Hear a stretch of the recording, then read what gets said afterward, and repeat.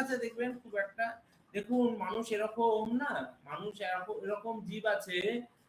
পৃথিবীর সবচেয়ে উষ্ণতম জায়গার নাম কি বলুন তো কেউ? আপনার আমি মনে হচ্ছে ছোটবেলায় পড়েছি। সাহারা মরুভূমি। সাহারা মরুভূমি না, পার্টিকুলার একটা জায়গার নাম আছে, কেউ যদি বলতে পারে। আমি হ্যাঁ পুরুলিয়া, পুরুলিয়া না মা, জেকোবা বাবা, পাকিস্তানের জেকোবা বাবা। হ্যাঁ, দেখো আমার মনে আছে এখনো পর্যন্ত। সেই পড়েছিলাম কবে, প্রায় 55 ডিগ্রি সেন্টিগ্রেড। হ্যাঁ, পাকিস্তানের যে জেকোবা বাবা, আমার সেই মানে তাও কত বছর আগে পড়েছি, তাও তা সেই জায়গাটা হচ্ছে গরম, আবার সেখানেও মানুষ থাকছে। আবার চিন্তা করে দেখো সাইবেরিয়া অত ঠান্ডা, সেখানেও মানুষ থাকছে, তাই না? -57। হ্যাঁ, তাহলে চিন্তা করে তো। আবার কিছু কিছু জায়গা এরকম আছে 6 মাস তো সূর্যের আলো দেখা যায় না। আমাদের এই বর্ষাকালে মাতাজিদের খুব সমস্যা, প্রভু কি করে জামা কাপড় শুকোবে, হয় কি না হয়? কি প্রভু তার জামা কাপড় শুকাতে হ্যাঁ চায়? বাবু, হ্যাঁ, আপনি আবার চিন্তা করে দেখুন চেরাপুঞ্জি, হ্যাঁ যেটা আছে চেরাপুঞ্জি কোন জেলার মধ্যে, কোন মেঘালয়। হ্যাঁ মেঘালয় চেরাপুঞ্জি, সেখানে সবচেয়ে বেশি বৃষ্টিপাত, সেখানেও মানুষ থেকে যাচ্ছে। তাহলে দেখুন এক্সট্রিম জায়গা মানুষ হচ্ছে। তার জন্য অনুবাদে বলছে হে কুন্তেও, মানে কুন্তির পুত্র, ইন্দ্রিয়ের সঙ্গে বিষয়ের সঙ্গতে, ইন্দ্রিয়ের সাথে বিষয়ের সংযোগ, এই যে সংযোগটাকে বলছি রিয়াকশন, যেটা আমরা একটু আগে বিকার করলাম। ইন্দ্রিয়ের সাথে বিষয়, বিষয় মানে কি? বিষয় মধ্যে কি বুঝি? চোখের বিষয় দর্শন, নাকের বিষয় ঘ্রাণ, জিহ্বার বিষয় কথা বলা বা যার যেটা মানে অ্যাকশন আর কি। বিষয়, বিষয় মানে এরকম নয় যে বিষয় সম্পত্তি, হ্যাঁ প্রতিটা জিনিসে আলাদা আলাদা বিষয় থাকতে পারে। এক্ষুনি মাতাজি খুব সুন্দরভাবে বললেন যে চোখের দিয়ে আমরা কি করি, চোখ দিয়ে আমরা দেখি, তাহলে চোখের কি বিষয় হতে পারে? এখন চোখ দিয়ে যদি আমি বলি যে চোখ দিয়ে যদি আমি বলি খাবার খাওয়াচ্ছি, হবে না, চোখের বিষয় সেটা নয়। চোখের বিষয় হচ্ছে দেখা, জীবের বিষয় হচ্ছে খাওয়া, মুখের বিষয় খাওয়া, নাকের বিষয় গন্ধ শোকা। সেরকম যে বিষয়ের সাথে যখন সংযোগ হবে তখন হচ্ছে যেটা হবে সেটা হচ্ছে অনিত্য সুখ এবং দুঃখের অনুভব হবে। আজকে আপনি বাড়িতে গেলেন, হঠাৎ করে পাশের বাড়ি থেকে একটা খুব সুন্দর বিরিয়ানি রান্না হচ্ছে, কি সুন্দর গন্ধ, আপনি নাক দিয়ে, আপনার নাকের সাথে তাহলে কার বিকার হলো? গন্ধের সাথে বিকার। এইবার সেইটা যখনই এলো, কি গো বিরিয়ানি বানিয়েছো নাকি? হ্যাঁ, ওয়াইফ বললো হ্যাঁ বানিয়েছি। আপনার কি হলো? সুখ অনুভূতি, বাহ অনেক দিন পর খুব সুন্দর একটা বিরিয়ানি বানাচ্ছে। তারপর বললো বিরিয়ানি বানিয়েছো? বললো না না, আমাদের বাড়িতে বিরিয়ানি কোথায়, পাশের বাড়িতে হচ্ছে। কি হবে তখন? দুঃখ হবে। কিন্তু আধ ঘন্টা পরে না থাকবে গন্ধ, না থাকবে আপনার সুখ আর দুঃখ। তাহলে এই সুখ আর দুঃখ ক্ষণিকের জন্য আসে, আবার ক্ষণিকের জন্য চলে যায়, তাই না? আমাদের খুব আনন্দ, আমার একটা 3 তলা বাড়ি হয়েছে, কি আনন্দ, 3 তলা বাড়ি হয়েছে, হ্যাঁ 4 বার ঘর মুছছি, সুখ আসছে। পরবর্তী সময়ে আমাদের পাশের বাড়ির জমিটা ফাঁকা ছিল, পাশের জায়গাটা, সেখানে একটা 4 তলা বাড়ি হয়ে গেল। আমার সুখটা, তথাকথিত সুখটা কোথাও দুঃখে পরিণত হলো। কারণ কি?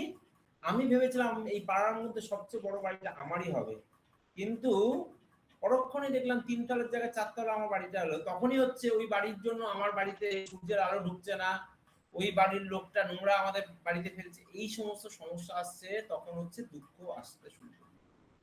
হয় কি হয় না?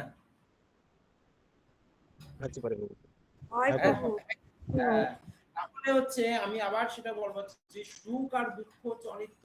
আপনি চিন্তা করেন 3 তলা বাড়িতে আপনার সুখ হচ্ছে না, আপনি চিন্তা করে দেখুন তো কত এরকম মানুষ আছে যার মাথার তলায় এই ছাদটুকু নেই। আমরা তো এরকম অনেক সময় কলকাতা শহরের মধ্যে দেখি, বর্ষা হচ্ছে, বৃষ্টি হচ্ছে, হ্যাঁ রাস্তায় থাকে, ফুটপাতে থাকে, হয়তো কারোর বাড়ির শেডের তলায় গিয়ে একটা কাপ প্লাস্টিক মুড়ি দিয়ে দাঁড়িয়ে আছে, এরকম লোকও তো দেখেছি। হ্যাঁ, হ্যাঁ তাই তো প্রভু, নাকি কৃষ্ণ? হ্যাঁ প্রভু, হ্যাঁ, হ্যাঁ প্রভু। তাহলে তাহলে কি দাঁড়াচ্ছে যে আমরা আমরা যেটুকুনি ভগবান আমাদের দিয়েছে আমাদের তাতে সন্তুষ্ট থাকা উচিত। এটা হচ্ছে ভালো থাকার একটা সবচেয়ে ইজি ওয়ে। হ্যাঁ, খারাপ থাকার জন্য হাজারখানা ওয়ে আছে, আপনি খারাপ থাকতে পারেন। ভালো থাকা হচ্ছে ভগবান যেটুকুনি দিয়েছে তাতে আমার সন্তুষ্ট থাকা উচিত। তার জন্য দেখবেন একটা শ্লোক আছে, ঈশাবাস্যং ইদং সর্বং যৎকিঞ্চিন জগতং জগৎ তেন তত্ত্বেন ভুঞ্জিতা মা গীত কস্য সিদ্ধম। ভগবান যেটুকুনি যাকে দিয়েছে সেটাই আমাদের কি হচ্ছে সন্তুষ্ট থাকা উচিত। এখানে এইটাই মূল শিক্ষা হচ্ছে কি, সুখ আর দুঃখ হচ্ছে সাময়িক, সে আর যায়।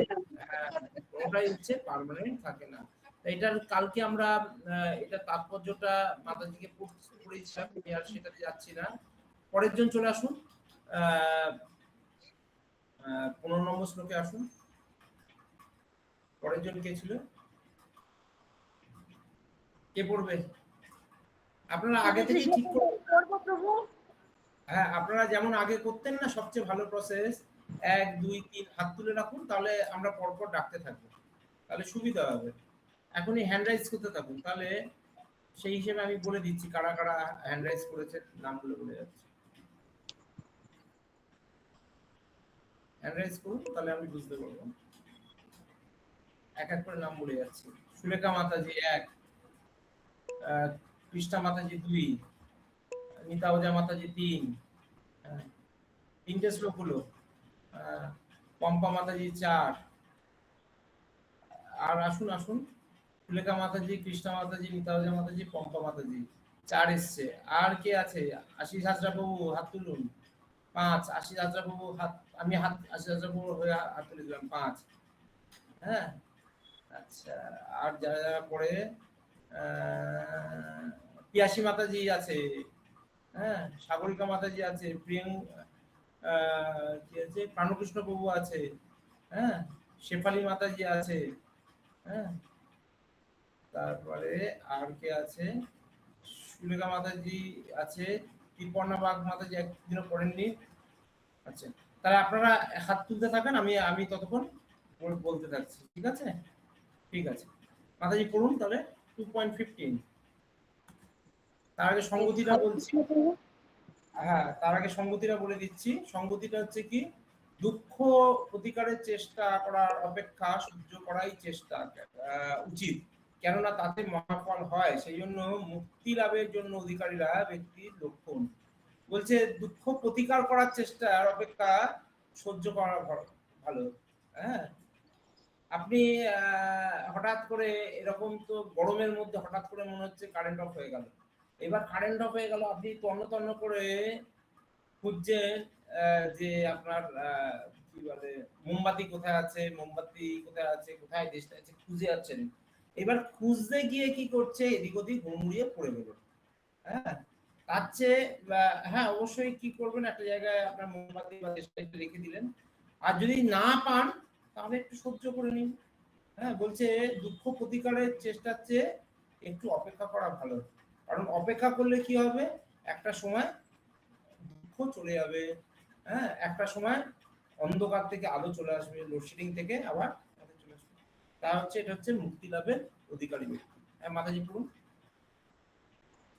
হরে কৃষ্ণ প্রভু। কৃষ্ণ। দ্বিতীয় শ্রী শ্রী শ্রীমদ ভগবত গীতার 2 নম্বর অধ্যায় সাংখ্যযোগ 15 নম্বর শ্লোক। জং হি ন ব্যথয়ন্তে পুরুষং পুরুষর্ষভ সম দুঃখং সুখং ধীরং সোহমৃত তায়কল্পতে। গীতার গান বলুন। লেখা না। ব্যথা নাহি দেয় যারে অনিত্য এই সব, সেই জন্য বুঝিল জানো পুরুষার্থ বৈভব। সম সম দুঃখ সুখ ধীর অনিত্য ব্যাপারে, অমরত্ব সেই পাই জিতিয়া সংসারে। অনুবাদটা করবো প্রভু? হে পুরুষ, প্রভু আমি বই থেকে পড়ছি। হ্যাঁ, এই পুরুষ শ্রেষ্ঠ অর্জুন। হে পুরুষোত্তম অর্জুন, যে জ্ঞানী ব্যক্তি সুখ ও দুঃখের দ্বারা বিচলিত না হয়ে উভয় অবস্থাতেই অপরিবর্তিত থাকেন, তিনি মুক্তি লাভের অধিকারী। আর এখানে মুক্তি লাভের অধিকারী কাকে বলা হচ্ছে? কে মুক্তি লাভ করতে পারে?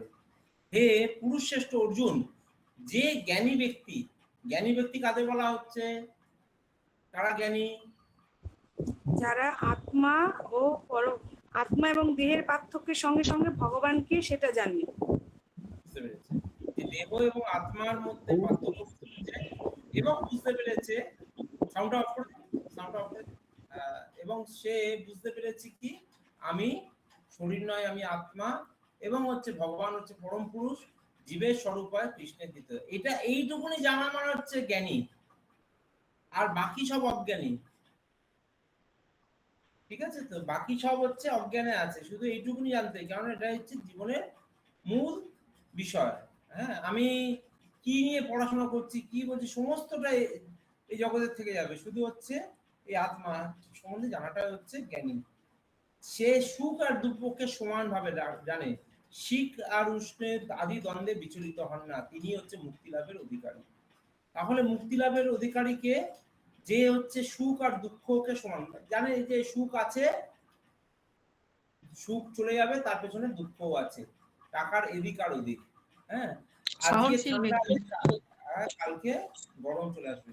যদি এইটুকুনি ভাবতে পারেন, তাহলে আপনি কিন্তু মুক্তি লাভের অধিকারী হয়ে যাবেন। দেখুন মানে কত ছোট জিনিস, কিন্তু কতটা ভাইটাল জিনিস। দেখুন এখানে মূল শিক্ষাটা যেটা দিচ্ছে, দেখুন পরিস্থিতি বদলালেও ভগবানের প্রতি আমাদের বিশ্বাস যেন না বদলায়। শরীর খারাপ হয়েছে, অসুস্থ হয়েছে, ভগবান ভগবান ভগবান ভগবান, চাকরি নেই, ভগবান ভগবান ভগবান ভগবান, যেই চাকরি পেয়ে গেলাম, যেই অসুস্থতা সরে গেল, ভগবানকে ভুলে গেলাম, হয়তো নাকি? হ্যাঁ প্রভু। হ্যাঁ, পরিবারের কোনো একটা সমস্যা হচ্ছে, ভগবান ভগবান ভগবান ভগবান ভগবান ভগবান, বাচ্চা হচ্ছে না, বাড়ির কেউ হয়তো চলে গেছে, ভগবান ভগবান ভগবান ভগবান, যেই মুহূর্তে আমার বাচ্চা হয়ে গেল, আমি ভগবানকে ভুলে যাচ্ছি। পরিস্থিতি বদলালেও ভগবানের প্রতি আমাদের যেন বিশ্বাস না বদলায়। আর সহজ ব্যাখ্যা কি বলছে? সুখে অহংকারে নয়, দুঃখে ভেঙে পড়া নয়, মানে সমস্ত ক্ষেত্রেই কি হচ্ছে আমাদের একত্রিত হবে। মানে সুখেও যেন অহংকার হয়ে গেল, দেখেছিস হ্যাঁ আমি 4 চাকা গাড়িটা কেমন ভাবে কিনলাম, শেখ শেখ আমার থেকে। আবার কালকে যদি গাড়িটার কোনো একটা প্রবলেম হয়, সেখানেও যেন আমি ভেঙে পড়ে না। মানে সুখ এবং দুঃখ সবাইতেই আমরা অবিচল থাকি। তাৎপর্য আসুন মাতাজি। হরে কৃষ্ণ প্রভু। প্রভু বই থেকে পড়ছি। হ্যাঁ বলুন। যে মানুষ, তাৎপর্য, যে মানুষ সুখ এবং দুঃখে সম্পূর্ণ অবিচলিত থেকে তার পারমার্থিক উন্নতি সাধন করতে দৃঢ় প্রতিজ্ঞ হন, তিনি অবশ্যই মুক্তি লাভের যোগ্য হন। বর্ণাশ্রম ধর্মের চতুরাশ্রম সন্ন্যাস অত্যন্ত কষ্ট সাপেক্ষ পথ, কিন্তু যিনি তার জীবনকে সার্থক করে তুলতে চান, তিনি সমস্ত রকম অসুবিধা সত্ত্বেও এই সন্ন্যাস আশ্রম অবলম্বন করেন।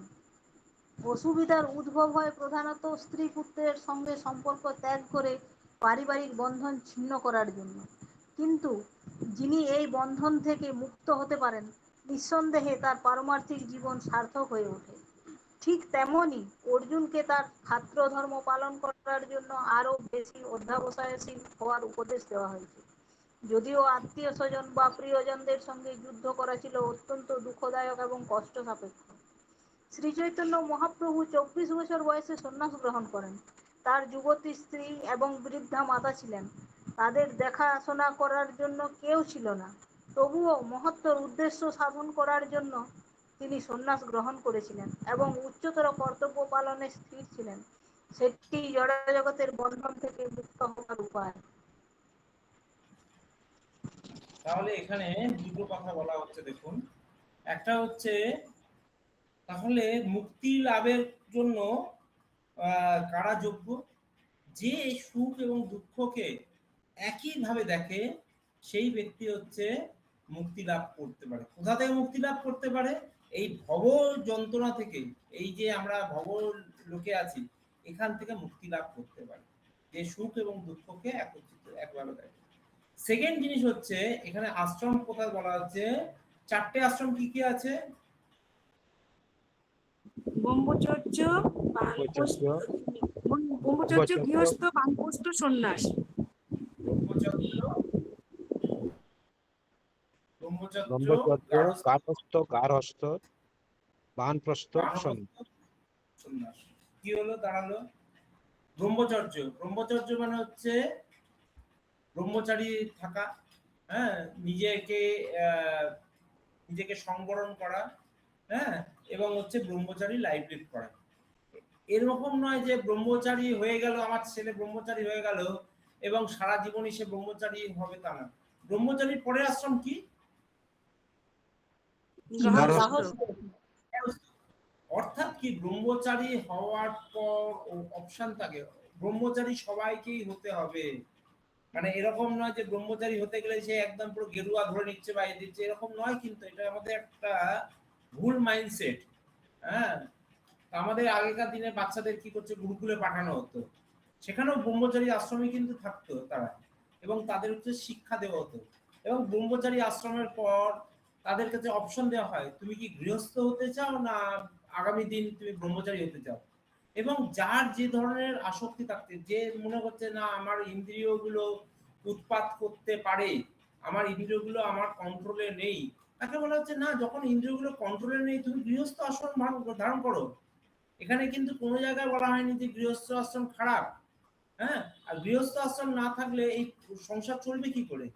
তাকে বলা হচ্ছে যে ঠিক আছে, তোমার ইন্দ্রিয়গুলো তোমার কন্ট্রোলে নেই, তুমি তার জন্য বিয়ে তা করো এবং বিয়ে করে তুমি সংসার পালন করো, হ্যাঁ, গৃহস্থ লাইফ লিড করো। অনেক এরকম ভক্ত আছে, আমাদের স্বয়ং প্রভুপাদ হচ্ছে বিয়ে করেছিলেন, তার সন্তান ছিল, বিয়ে করে সে বাচ্চা হয়েছে, অসুবিধা কিছু নেই, তো এটা যে খারাপ তা না। প্রভুপাদের কথা যদি আমরা বলতে যে গৃহস্থরা পচা, একমাত্র ব্রহ্মচারীরাই ভগবানকে পাবে, এটা হচ্ছে ভুল ধারণা। প্রভুপাদ নিজে বলতেন যে গৃহস্থরাও যেমন ভগবানকে পাওয়ার অধিকারী, ব্রহ্মচারীরাও ঠিক একইভাবে ভগবানকে পাওয়ার অধিকারী। কিন্তু ব্রহ্মচারী হচ্ছে একটা লাইফ, সেটা সবার বাড়িতে, যাবার বাড়িতে সন্তান আছে তাদের তো আমাদের মনে হয় সার্টেন এজের পর তাদেরকে সবাইকে একটা ব্রহ্মচারী লাইফ লিড করা উচিত। তাতে কি হচ্ছে, আমাদের হচ্ছে চরিত্রের মধ্যে শুদ্ধি ঘটনা হয়, হ্যাঁ, চরিত্রের মধ্যে দৃঢ়তা আসে, হ্যাঁ, চরিত্রকে অনেক সংবরণ করতে হয়, তাদের মধ্যে তেজ অনেক বেশি আসে এই ব্রহ্মচারী লাইফ লিড করার পর। হ্যাঁ, তারপর তাকে অপশন দেওয়া হলো, সে বলল না আমি এবার গৃহস্থ লাইফ লিড করবো। অনেক এরকম আছে, উদাহরণ আছে, তারা হচ্ছে গৃহস্থ লাইফ লিড করেছে এবং সুন্দরভাবে গৃহস্থ লাইফ চালাচ্ছে। গৃহস্থ লাইফ চালাতে চালাতে চালাতে পরবর্তী আশ্রম কি বলা হচ্ছে? বানপ্রস্থ। বানপ্রস্থ মানে কি, তোমার আস্তে আস্তে কি করতে হবে, তোমাকে সমস্ত দায়িত্বগুলো তোমাকে নেক্সট জেনারেশনের কাছে বুঝিয়ে দিতে হবে। তুমি ঘরেও থাকতে পারো অথবা তুমি ঘর থেকে দূরেও থাকতে পারো, তাতে কোনো অসুবিধা নেই। ঘরেও থেকেও বানপ্রস্থ লাইফ লিড করা যায়, ঘর থেকে দূরে থেকেও বানপ্রস্থ লিড করা যায়, কিন্তু সংসারের দায়িত্বগুলো আস্তে আস্তে কি করতে হবে, নেক্সট জেনারেশনের কাছে বুঝিয়ে দিতে হবে। দিস ইজ কল্ড আস্তে আস্তে বানপ্রস্থ। এবং যে সময়টা গৃহস্থ জীবনের ক্ষেত্রে কি হচ্ছে, কিছু অব্লিগেশন থাকে, তাকে চাকরি বাকরি করতে হচ্ছে, তাকে ব্যবসা করতে হচ্ছে, সময় দিতে পারছে না, এরকম হচ্ছে।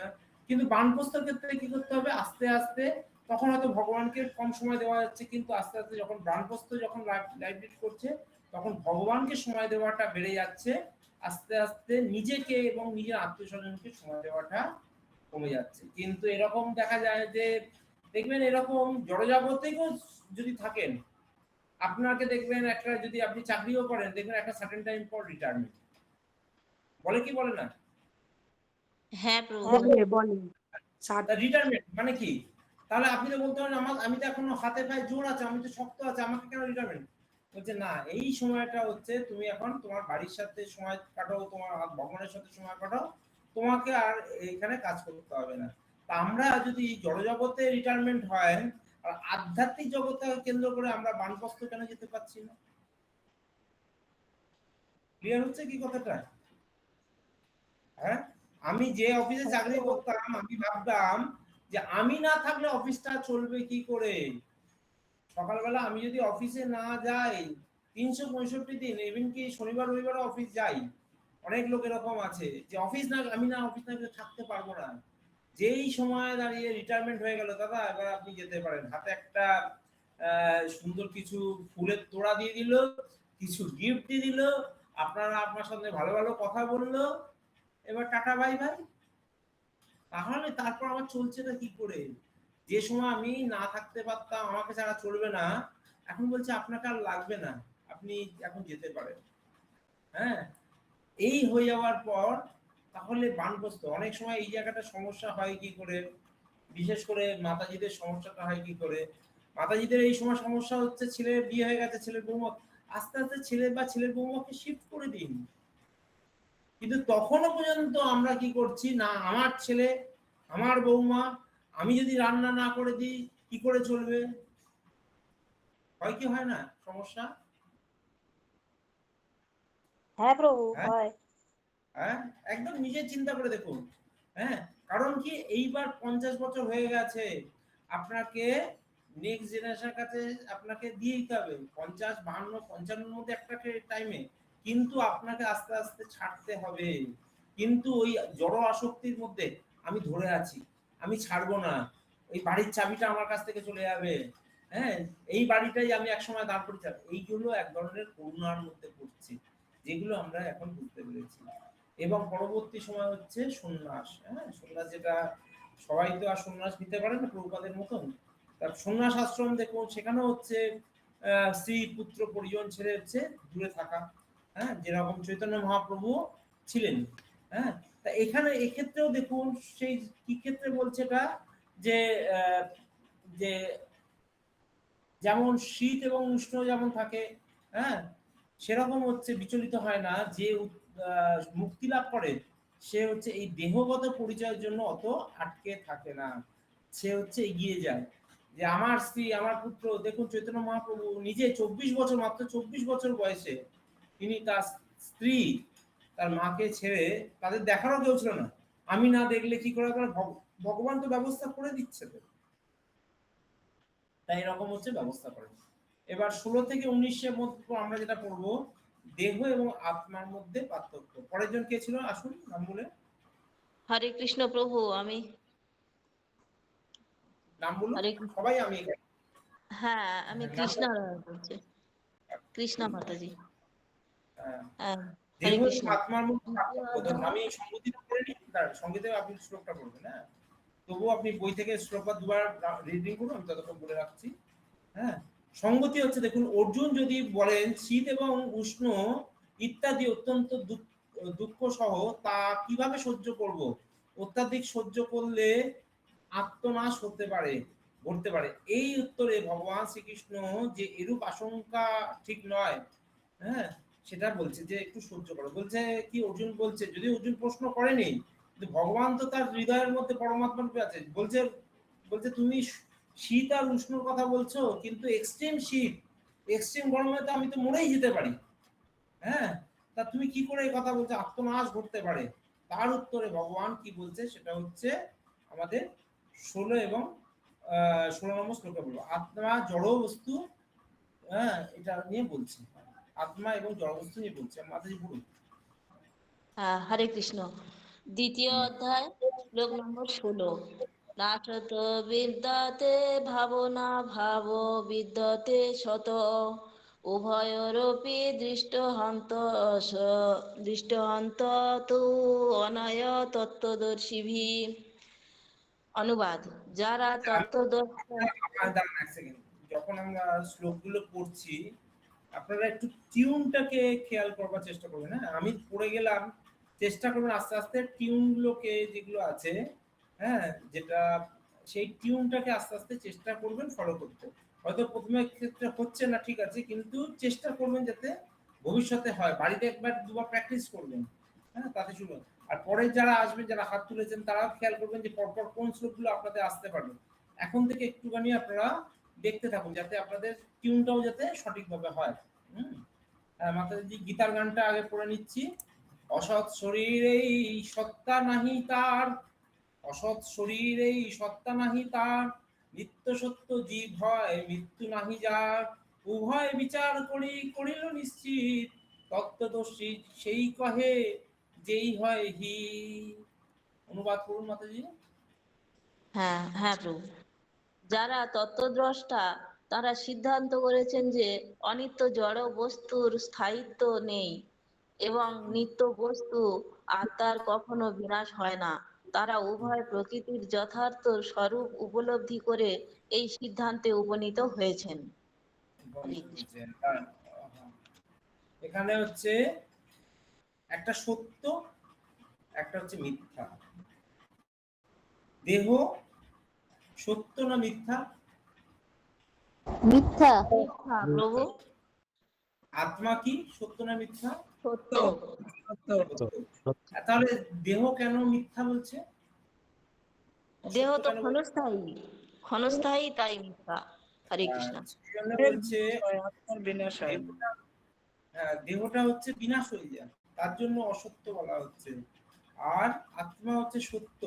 হ্যাঁ, সত্য হচ্ছে তিনি হচ্ছে চিরস্থায়ী। যে চিরস্থায়ী, আপনি চিন্তা করে দেখুন, আপনার কাছে দুটো চাকরির অপশন এসছে, একটা টেম্পোরারি চাকরি, একটা পার্মানেন্ট চাকরি। আপনি কোন চাকরিটা করতে ইন্টারেস্ট পাবেন? পার্মানেন্ট চাকরি। পার্মানেন্ট চাকরি, তাই না?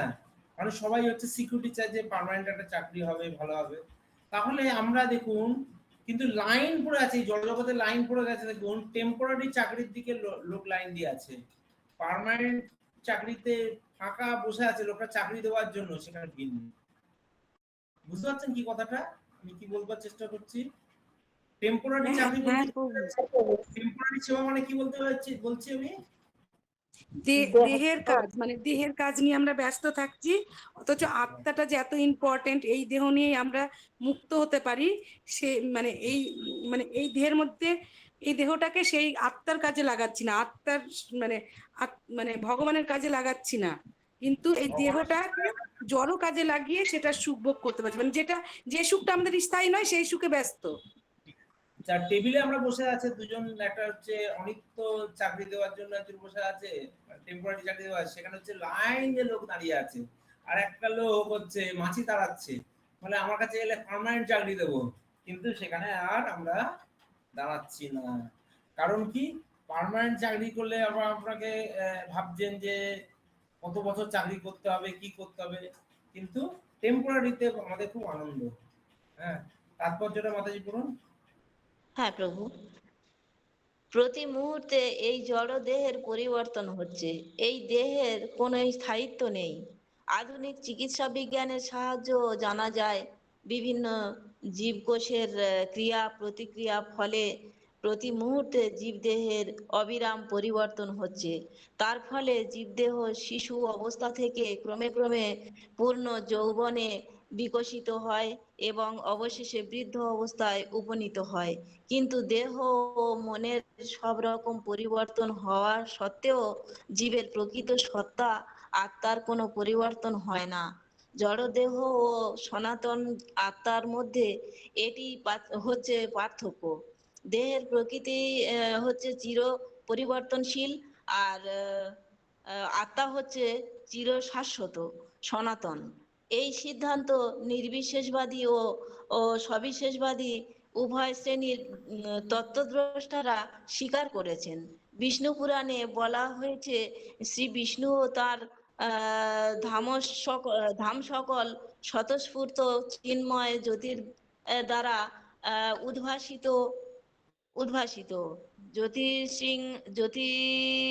জ্যোতিষী বিষ্ণু ভুবর্ণানি। বিষ্ণু তত্ত্বদর্শী মহাজনেরা যথাক্রমে সৎ অসৎ, নিত্য অনিত্য বলতে চেতন ও জড় বস্তুকেই উল্লেখ করেন। হরে কৃষ্ণ। মায়ার দ্বারা মহাচ্ছন্ন বদ্ধ জীবের প্রতি ভগবান শ্রীকৃষ্ণের এটি হচ্ছে সর্বপ্রথম উপদেশ। জীব হচ্ছে ভগবানের অবিচ্ছেদ্য অংশ, তাই সে ভগবানের নিত্য দাস। এই জ্ঞান উপলব্ধি করা হলেই অজ্ঞানতার আবরণ উন্মোচিত হয় এবং সে তখন ভগবানের সঙ্গে উপাস্য আর উপাসকের সম্পর্কের পুনঃপ্রতিষ্ঠা করে। পূর্ণের সঙ্গে অংশের যে সম্পর্ক, ভগবানের সঙ্গে জীবের যে সম্পর্ক, ভগবান হচ্ছেন পূর্ণ আর জীব তার অংশ। বেদান্ত সূত্র ও শ্রীমদ্ ভগবতে বলা হয়েছে, ভগবান হচ্ছেন সব কিছুর উৎস, সব কিছুর উদ্ভূত হয়েছে ভগবানের থেকে। ভগবানের থেকে উদ্ভূত এই প্রকৃতিতে পরা ও অপরা এই দুটি স্তর আছে। জীব ভগবানের পরা প্রকৃতির অন্তর্গত। সপ্তম অধ্যায়ে এই সম্বন্ধে বিশেষভাবে আলোচনা করা হয়েছে। শক্তি ও শক্তিমানের মধ্যে যদি কোনো ভেদ নেই, তবুও শক্তিমান হচ্ছেন শক্তির নিয়ন্তা। পরমেশ্বর ভগবান হচ্ছেন শক্তিমান এবং শক্তি বা প্রকৃতি সর্ব অবস্থাতেই তার নিয়ন্ত্রণাধীন। তাই প্রভু ও ভৃত্য অথবা গুরু ও শিষ্যের সম্পর্কের মতো জীব সমূহ পরমেশ্বর ভগবানের অধীন। মায়ার অন্ধকারে যখন জীব আচ্ছন্ন থাকে, তখন সে ভগবত তত্ত্ব উপলব্ধি করতে পারে না। ভগবান তাই জীবকে মায়ান্ধকার থেকে মুক্ত হয়ে সত্য দর্শন করবার জন্য এই ভাগবত গীতার শিক্ষা দান করেছেন। হরে কৃষ্ণ। এখানে অনেকগুলো জিনিস ছোট ছোট করে বলেছে, আমি জাস্ট একটু রিপিট করে যাচ্ছি, আপনাদের বুঝতে সুবিধা হবে। যে আমরা দেখতে পাচ্ছি যে আমরা তো এই কালকেও আমরা আলোচনা করেছিলাম যে আমাদের বডির মধ্যে সেল আছে, কোষ আছে, সেই কোষগুলো হচ্ছে প্রতিদিন পরিবর্তন হচ্ছে।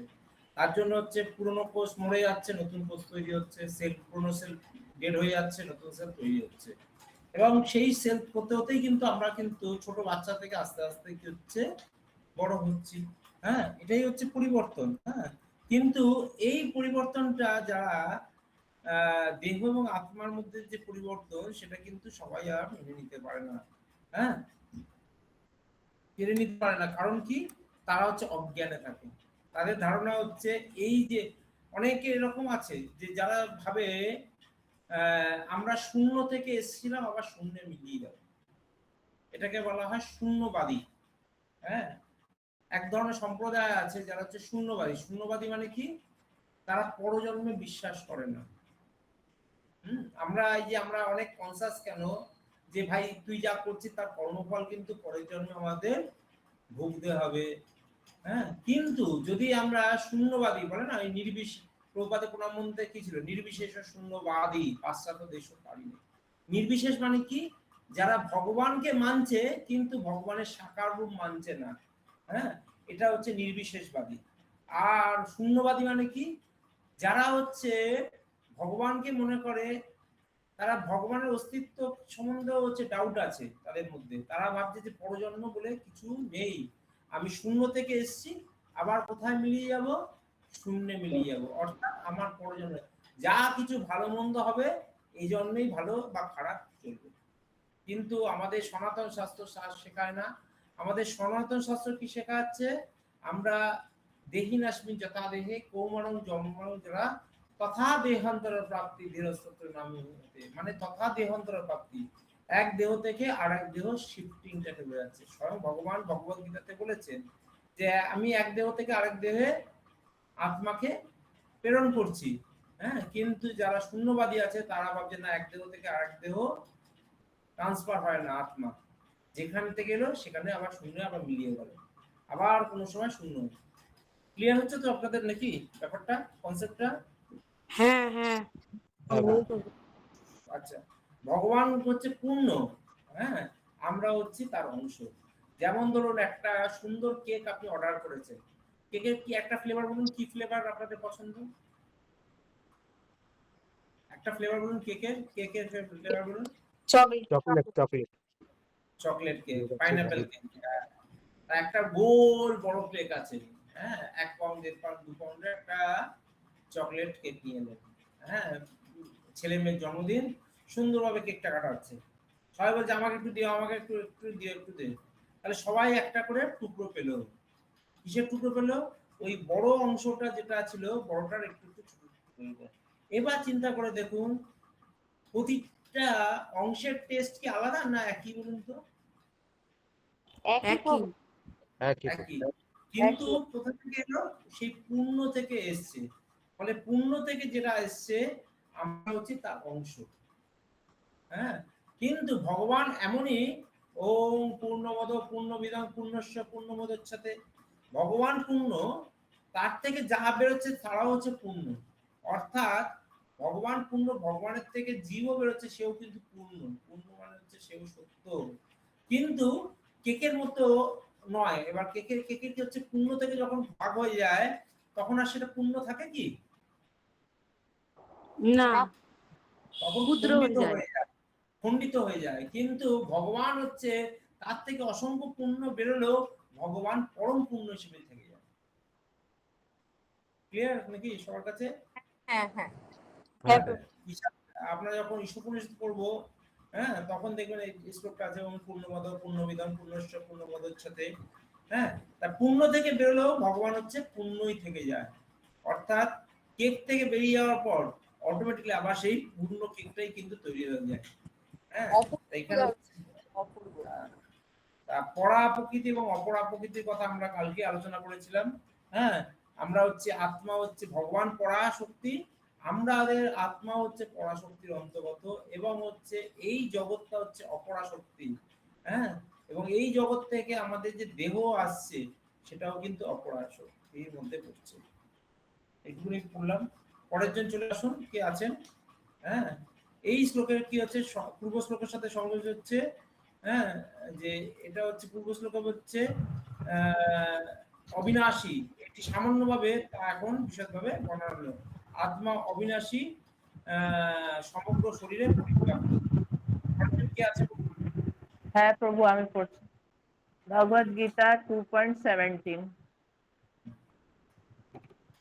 अविनाशी तु तद्विद्धि येन सर्वम् इदं ततं विनाशम् अव्यस्य अस्य न कश्चित् कर्तुम् अर्हति। গীতার গান হচ্ছে, অবিনাশী সেই বুঝো সর্বত্র বিস্তার। অবিনাশী সেই বুঝো সর্বত্র বিস্তার, যাহার অভাবে হয় দেহে মহাভার। হয় ব্যয় নাহি যায়, কে মারিতে পারে, অমরের মার কিবা করব বিচার। দেখুন, অবিনাশী, অবিনাশী মানে কি? যা বিনাশ নষ্ট নেই, হয় না, যার যার বিনাশ নাশ নেই। নেই। যার বিনাশ নেই, যে কখনো নষ্ট হয় না, সেই বুঝো সর্বস্ত বিস্তার। এখানে কার কথা বলা হচ্ছে? যে শরীরের মধ্যে অবিনাশী ঘুরে বেড়াচ্ছে, আত্মা, কে? আত্মা, আমার কথা বলা হচ্ছে, সে হচ্ছে অবিনাশী। আত্মা। তাকে, হ্যাঁ, যাহার অভাবে হয় দেহ মহাভার, এবং সেই যখন এই শরীর থেকে আত্মা বেরিয়ে, যাহার অভাবে হয় দেহ মহাভার, তখন দেহটা দেখবেন ভারী হয়ে যায়। দেখবেন অনেক সময় দেখবেন আত্মা বেরিয়ে যাওয়ার পর বলতে বডিটা ভারী হয়ে যাচ্ছে, হয় না? এটা হয়, হ্যাঁ। হ্যাঁ, বডি ভারী হয়ে যাচ্ছে, তাড়াতাড়ি নিয়ে চল, তাড়াতাড়ি নিয়ে চল। যাহার অভাবে হয় দেহ মহাভার, ক্ষয় ব্যয় নাহি যার, মানে তার হচ্ছে কোনো ক্ষয় নেই। যে আজকে ভাই আমার শরীরের ক্ষয় হতে হচ্ছে, আমি এক সময় ধরুন 14 বছর বয়স ছিল, এখন 50 বছর বয়স হচ্ছে, আমার দেহের ক্ষয় হচ্ছে, কিন্তু আত্মার কোনো ক্ষয় হয় না। সে হচ্ছে চিরনবীন। নাহি কে মারিতে পারে, তাকে কেউ মারা যায় না। অমর মার কি বা করহ বিচার, অমরের মার, কিন্তু সেই আত্মা হচ্ছে অমর। হ্যাঁ, সেটাকে বিচার করো। অনুবাদ হচ্ছে কি মাতাজি পড়তে পারেন? হিন্দিতে পড়তে পারেন, কোনো অসুবিধা নেই, আমি বাংলায় করে দিচ্ছি। হিন্দিতে পড়বো প্রভু? হিন্দিতে পড়ুন, আমি বাংলায় করে দিচ্ছি। तात्पर्य जो अनुवादটা পড়ে, जो सारे शरीर में व्याप्त है उसे ही तुम अविनाशी समझो। उस अव्यय आत्मा को नष्ट करने में कोई भी समर्थ नहीं है। যে শরীরের মধ্যে পরিব্যাপ্ত হয়েছে, যেটা আত্মার কথা বলছে, তাকে তুমি অবিনাশী ভাবো। অবিনাশী মানে হচ্ছে তার কোনো বিনাশ জানবে না। এই অব্যয় আত্মা, অব্যয় মানে কি? অব্যয় মানে কি? যা খরচা হয় না, ব্যয় হয় না। যার ব্যয় অব্যয় ওইটাই, যা অবিনাশী, নষ্ট যেটা হয় নষ্ট না, হয়, বা যা যা নষ্ট হয় বিনাশ না। নাই, নষ্ট হয় না বা ব্যয় হয় না। হ্যাঁ, আমাদের কি হয়, আমি 100 টাকা নিয়ে গেলাম, বাজারে গেলাম, হ্যাঁ, লাস্টে হয়তো 10 টাকা নিয়ে আসছি, কি আনতে পারছি না, তাহলে ব্যয় হচ্ছে। কিন্তু আত্মাকে আপনি 100 টাকা আত্মাকে নিয়ে গেলেন, যদি আত্মাকে টাকার সাথে তুলনা করেন, আত্মা সব খরচা করার পরও 100 টাকা আপনি ঘরে নিয়ে আসতে পারবেন। অব্যয় আত্মাকে কেউ বিনাশও করতে পারে না। অনুবাদ হচ্ছে, এই অবিনাশী দেহে পরিবর্ত, তবে অবিনাশী বলা জানো, এই অব্যয় আত্মাকে কেউ ধ্বংস করতে পারে না। তাহলে মূল শিক্ষা হচ্ছে আত্মা হচ্ছে অবিনাশী, তার বিনাশ নেই। সহজ হচ্ছে আত্মা শরীরে অভ্যন্তরে শরীরকে চেতন রাখে। আত্মা অস্ত্র, আগুন, জল কোনো বস্তু দিয়ে ধ্বংস করা যায় না। তাহলে চিন্তা করে দেখুন, কিছুদিন আগে একটা বিস্ফোরণ হলো, বোম বিস্ফোরণ হলো, এত লোক মারা গেল, তাহলে বলছে আত্মাকে ধ্বংস করা যায় না। শরীর মূল্য, শরীর মূল্য। শরীরগুলো ধ্বংস হয়ে গেছে, কিন্তু আত্মা তো ধ্বংস হয়নি প্রভু। আত্মা ঠিক তারা তাদের জায়গায় ঠিক চলে গেছে। একটা বাসের মধ্যে যাচ্ছিল, এত বড় বিস্ফোরণ হলো, এত লোক মারা গেল, মারা গিয়ে অত বড় শরীর ধ্বংস হয়ে গেল, আর আপনি বলছেন যে আত্মা ধ্বংস হবে না? আত্মা আবার ছোট্ট একটা ক্ষুদ্র অংশ ধ্বংস হবে না? না প্রভু, আত্মা ধ্বংস হবে না। আত্মা দেহগুলো ধ্বংস হয়ে গেছে। দেহ ধ্বংস হয়ে গেছে, আত্মা ধ্বংস হচ্ছে না। আপনারা সবাই কি সহমত ওদের সাথে, নাকি না আপনাদের কারো মত? হ্যাঁ প্রভু, হ্যাঁ। হ্যাঁ, সহমত। আগুনেও পড়ে না, জলেও ডোবে না, আত্মার কোনো কিছুতে বিনষ্ট হয় না। আপনি কোনোদিন ডুবিয়ে দেখেছেন জলে? না, ডুবিয়ে দেখিনি। হ্যাঁ, হাতে পেলে তো ডুবিয়ে দেখা যায়। তাহলে কি করে জানলেন যে আগুন পড়ে না? একবার ডুবিয়ে দেখুন আপনাকে পড়ে কিনা। না প্রভু, পুড়বে না, ওই শরীরটাই পুড়বে। अच्छा, এবার মাতাজি आप हिंदी में बोलिए। আপনার প্রশ্ন তো কালকে যারা বলছিলেন যে আপনি আত্মার কি সাইজ দেখুন, ভগবান আপনাকেই দেখুন, এই আত্মার সাইজটা আপনাকে দিয়ে পড়াচ্ছে। এটা যে আপনি হিন্দিতেই বলুন, আমি তার বাংলা বলি। तात्पर्य पढ़ो प्रभु। না, নিতাও যে মাতাই পড়ছিল, তারপর যেটা বলুন। अच्छा, तात्पर्य। इस श्लोक में संपूर्ण शरीर में व्याप्त आत्मा की प्रकृति का अधिक स्पष्ट वर्णन है। सभी लोग समझते हैं कि जो सारे शरीर में व्याप्त है वह चेतना है। प्रत्येक व्यक्ति को शरीर में किसी अंश या पूरे भाग में सुख दुख का अनुभव होता है, किंतु चेतना की यह व्याप्ति किसी के शरीर तक ही सीमित रहती है। एक शरीर से सुख तथा दुख का बोध दूसरे शरीर को नहीं हो पाता। फलतः प्रत्येक शरीर में व्यष्टि आत्मा है और इस आत्मा की उपस्थिति का लक्षण व्यष्टि चेतना द्वारा परिलक्षित होता है। इस आत्मा को बाल के अग्रभाग के 10,000वें भाग के तुल्य बताया जाता है। श्वेताश्वतर उपनिषद में इसकी पुष्टि हुई है। श्लोक था प्रभु। बालाग्रसद्भागस्य सतदा कल्पितस्य च भागो जीव स विज्ञेय स चान्यत्याय कल्पते। यदि बाल के अग्रभाग को 100 भागों में विभाजित किया जाए और फिर इनमें से प्रत्येक भाग को 100 भागों में विभाजित किया जाए, तो इस तरह के प्रत्येक भाग की माप आत्मा का परिमाप है। इसी प्रकार यह कथन निम्नलिखित श्लोक में मिलता है। केशाग्रस्तशतभागस्य शशांत शतांश सादृशात्मक जीव सूक्ष्म स्वरूपो अयं संख्यातीतो ही चित्कर्ण।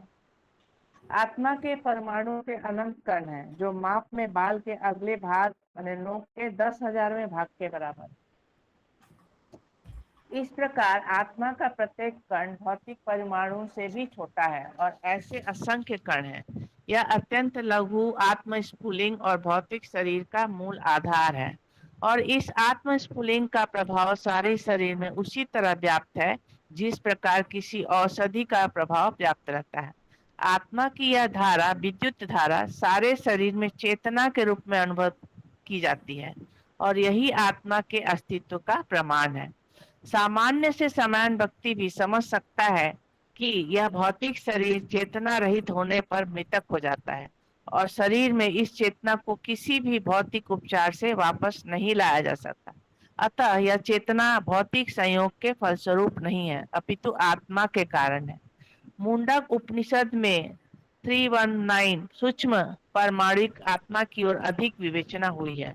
एषो अणुरात्मा चेतसा विदित्वयो यस्मिन् प्राण पंचधा संविवेश प्राणश्चितं सर्वमोत्तं प्रजानं यस्मिन् विशुद्धे विभवत्येष आत्मा।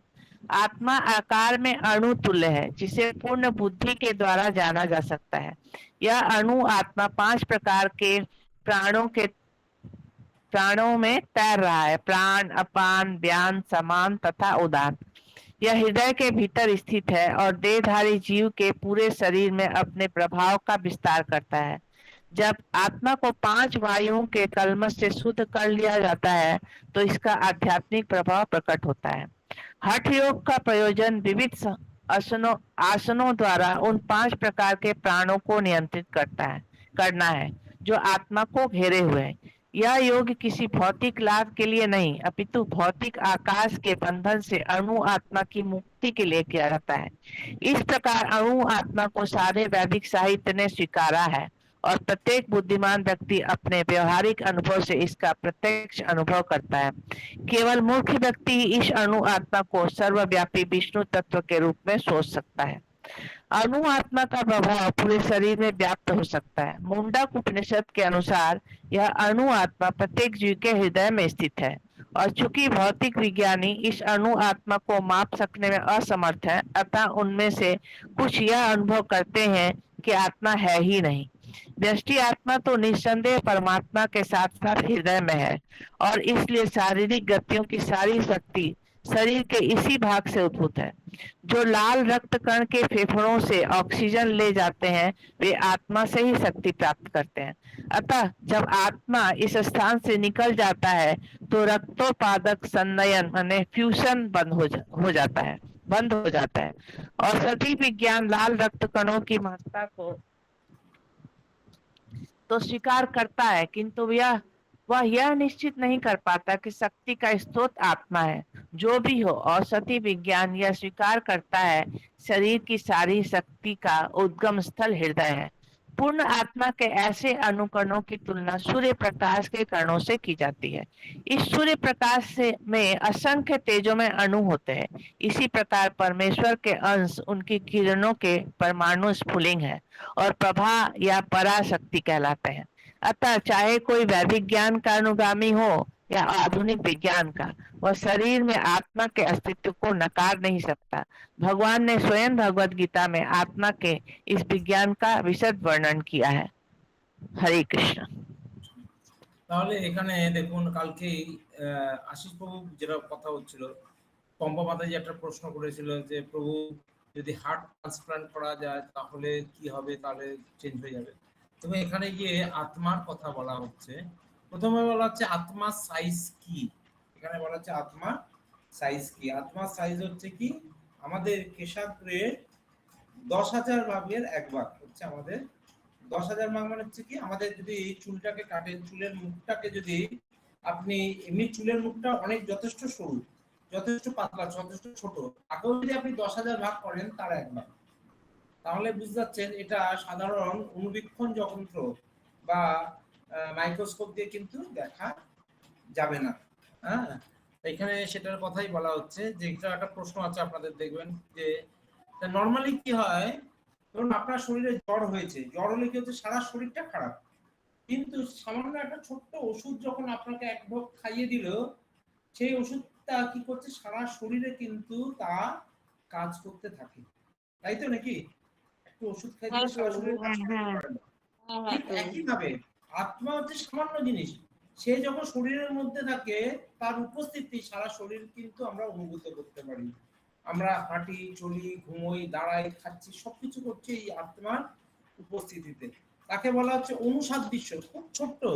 হ্যাঁ, আর ভগবান পরমাত্মা রূপে বলা হয় বিভু সাদৃশ্য, তিনি হচ্ছেন বড় হিসেবে আছেন। হ্যাঁ, এবং যেটা এখানে দেখুন দেওয়া আছে যে আত্মা যেটা আছে সেটা হচ্ছে কি পঞ্চবিধ বায়ু, 5 ধরনের বায়ু আছে আমাদের শরীরের মধ্যে। বায়ু মানে 5টা যে জিনিস আছে যেটা হচ্ছে, হ্যাঁ, তার মধ্যে একটা হচ্ছে কিন্তু বায়ু আমাদের শরীরের মধ্যে থাকে, সেটা হচ্ছে 5 ধরনের বায়ু হচ্ছে দেখুন পান, অপান, সমান, ব্যান এবং উদান। পান, অপান, সমান, ব্যান আর হচ্ছে উদান, এই ধরনের 5টা বায়ু। এবং সেই বায়ুর মাঝখানে কিন্তু এইটা জীবাত্মা হচ্ছে কিন্তু, হ্যাঁ, যেন হাওয়ার মধ্যে ঘুরে বেড়াচ্ছে দেহের মধ্যে, সে হচ্ছে যেন হাওয়ার মধ্যে মিশছে, কিন্তু থাকলেও তাকে কিন্তু সে টাচ করতে পারছে না। যেমন ধরুন একটা পাখি যদি হাওয়ার মধ্যে বিরাজ করে, হ্যাঁ, ঠিক একইভাবে আমাদের শরীরের মধ্যে 5টা বায়ুর মধ্যে কি করছে এই আত্মারূপী যে যা আছে সে আত্মা কিন্তু প্রবেশ করে হচ্ছে ঘুরে বেড়াচ্ছে। হ্যাঁ, এটা আবার কারা বলছে, যারা হঠযোগ করে, হঠযোগ যারা আছে প্রকৃত বিভিন্ন আসন করতে পারে, তাদের একটা হচ্ছে এই দেখবেন তারা হচ্ছে প্রাণ ছাড়ে, অপান, এইগুলো না তারা হঠযোগে করে। দেখবেন একটা নাক দিয়ে নিঃশ্বাস দিল, আরেকটা নাক দিয়ে নিঃশ্বাস দিল, এই প্রাণ অপানকে করে। এই করে হচ্ছে দেখবেন অনেক সময় দেখবেন এই পতঞ্জলিরাও দেখবেন অনেক সময় কি করা, ওটাকে কি বলা হয়, সকালবেলা করে নাক দিয়ে টানে জল, হ্যাঁ, अनुलोम विलोम प्रभु, अनुलोम विलोम। ওটাতেও দেখবেন ওই হাওয়া ছাড়া আর হাওয়া নেওয়ার মধ্যে। তাহলে চিন্তা করে দেখুন, সামান্য একটা হাওয়া ছাড়া হাওয়া নেওয়ার মধ্যে এত শক্তি লুকিয়ে আছে, যা শরীরকে হচ্ছে আপনাকে সারাদিন হচ্ছে চলতে শিখতে সাহায্য করবে অনুলোম বিলোম করলে। আর ভগবান দেখুন, শুধু তো ওটা একটা জিনিস, আর ভগবান দেখুন এত বড় বডিটাকে চালিয়ে রাখছে, তাহলে কত ধরনের যন্ত্রপাতি দেখুন কাজ করছে। এখান থেকে মাঝে যেটা বললো পুরোটা হচ্ছে এরকম, যে আমরা সাধারণ অনুবীক্ষণ যন্ত্রের সাহায্যে এটাকে বুঝতে পারি না, একটা চিৎ করাকে হচ্ছে। পরের জন চলে আসুন, কে আছেন, 18টা আসুন, কে আছে নাম বলুন।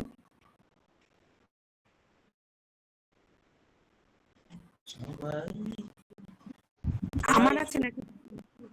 হ্যাঁ বলো না। পম্পা মাতাজি আছে নাকি? হ্যাঁ আমি পম্পা মাতাজি আছি নাকি? ঠিক আছে। 18 নম্বরটা হচ্ছে সংগতি, হচ্ছে উৎপত্তি এবং বিনাশীল অসত্যের স্বরূপ, হ্যাঁ, আত্মা এবং জড়দেহ। হ্যাঁ, এখানে জড়দেহর কথা বলছে, জড়দেহটা হচ্ছে কি বিনাশীল, আত্মা হচ্ছে চিরস্থায়ী। 2.18টা পড়ুন। অন্তবন্ত ইমে দেহা নিত্য সত্তা শরীরিণী অনাশীন অপ্রমেয়স্য তস্মাৎ যুদ্ধস্য ভারত। আরেকবার পড়ুন।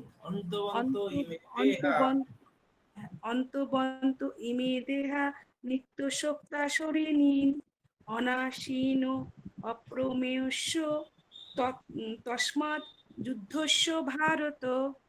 আরেকবার পড়ুন, তাহলে দেখুন আরো ক্লিয়ার হবে। অন্তবন্ত ইমে দেহ নিত্যস্য শরীর, এরকম বলুন।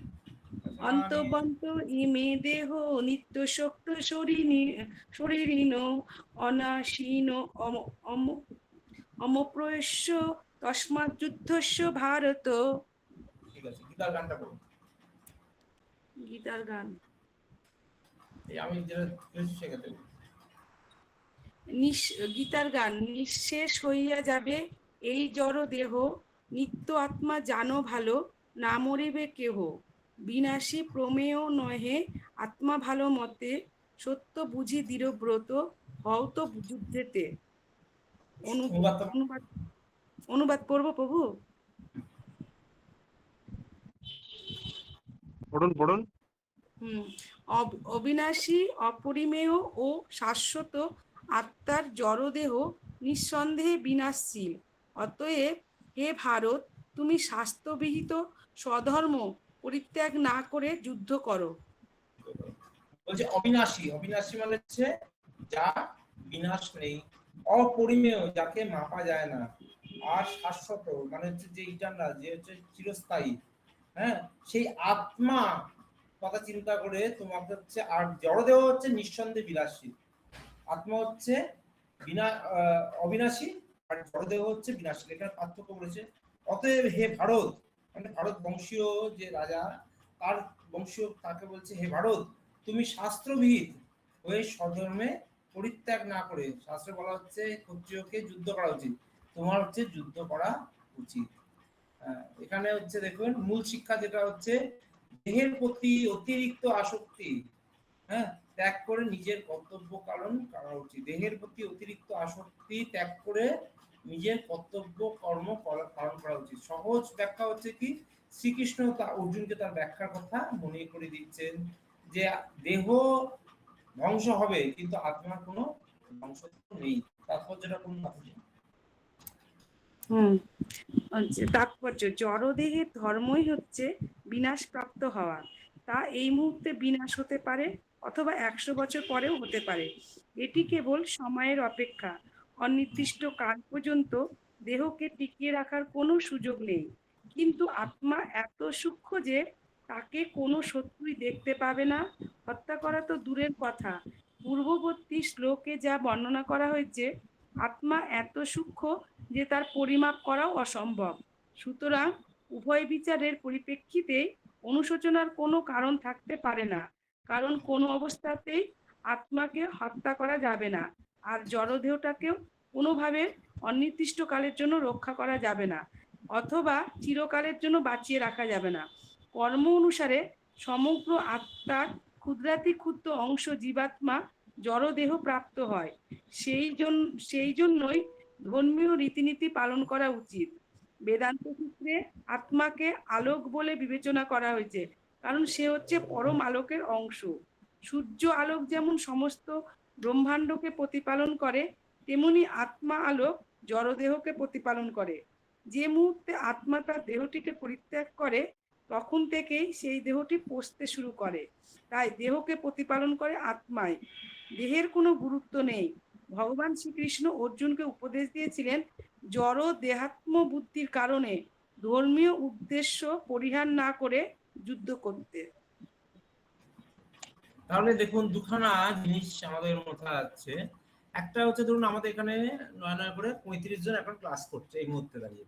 তা 35 জনের মধ্যে এরকম হতে পারে যে এর মধ্যে 20-25 জন মনে করছে যে না আত্মা আছে, আবার এর মধ্যে এরকমও লোক হতে পারে 8-10 জন মনে হচ্ছে না না আত্মা নেই।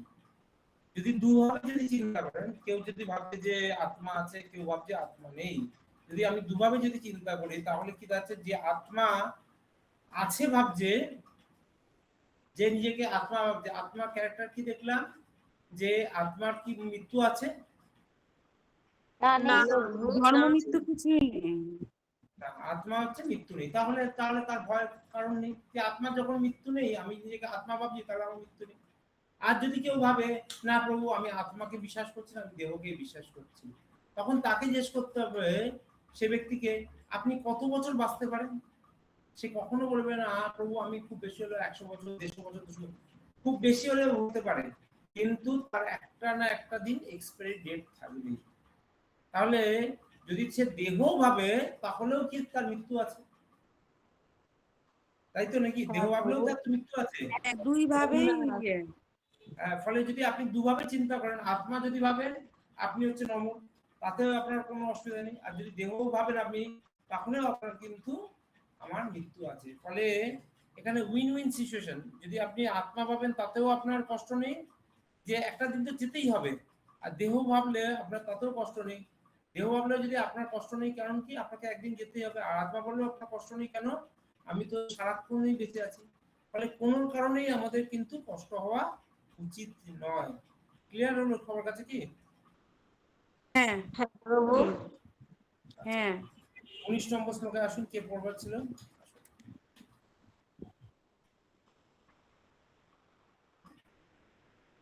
19 নম্বর শ্লোক আসুন।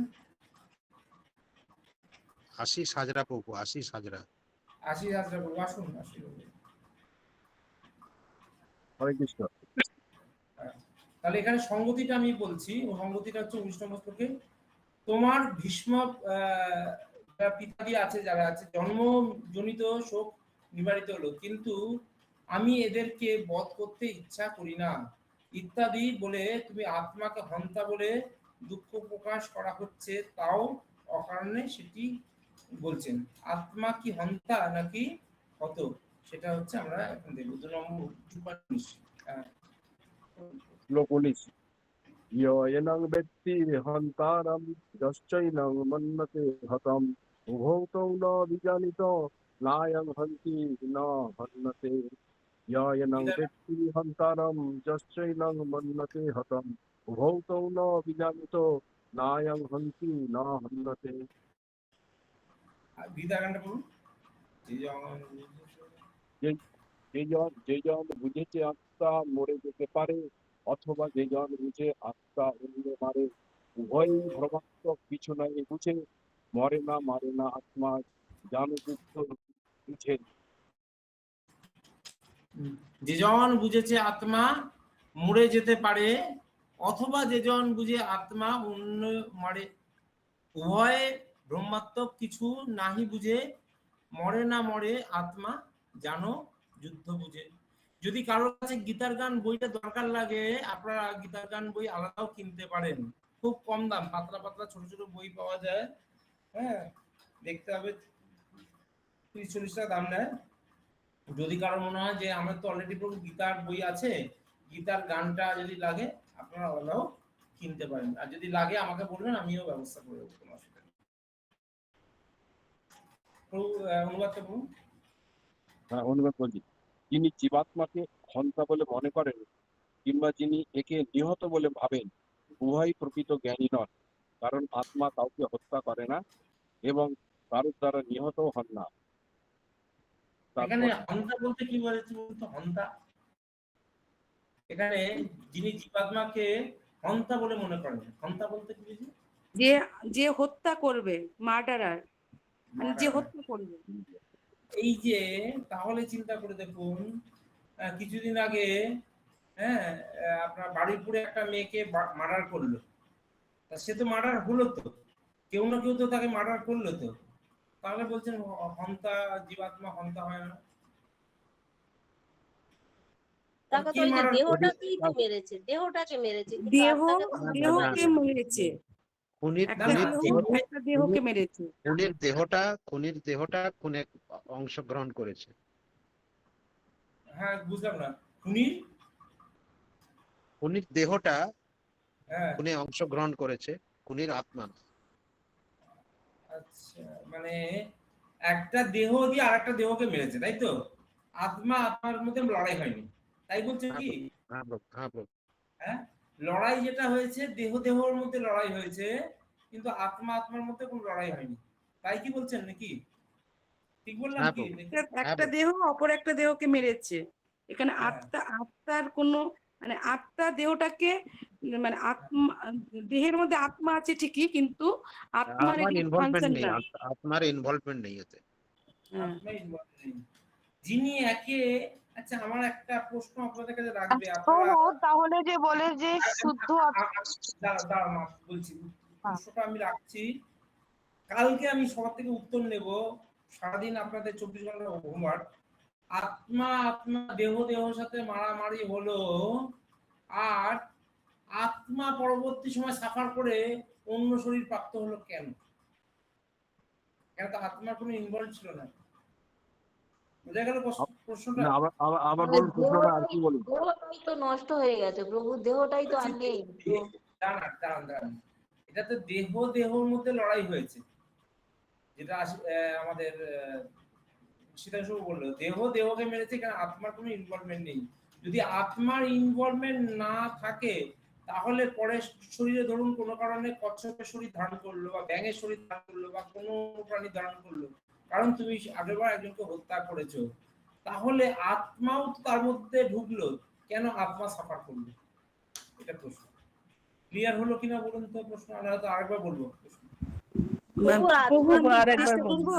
পরম ফল নিল, আমি কালকে উত্তর নেব। কর্মফল, সে কর্মফলটা নিল। আমি কালকে নেব উত্তর, আজকে নেব না। আপনারা ভাবুন, 24 ঘন্টা ধরে চিন্তা করুন, দেহ দেহ মধ্যে লড়াই হলো, আত্মা তার মধ্যে ইনভলভ হলো না, কিন্তু সাফার করলো কি আত্মা।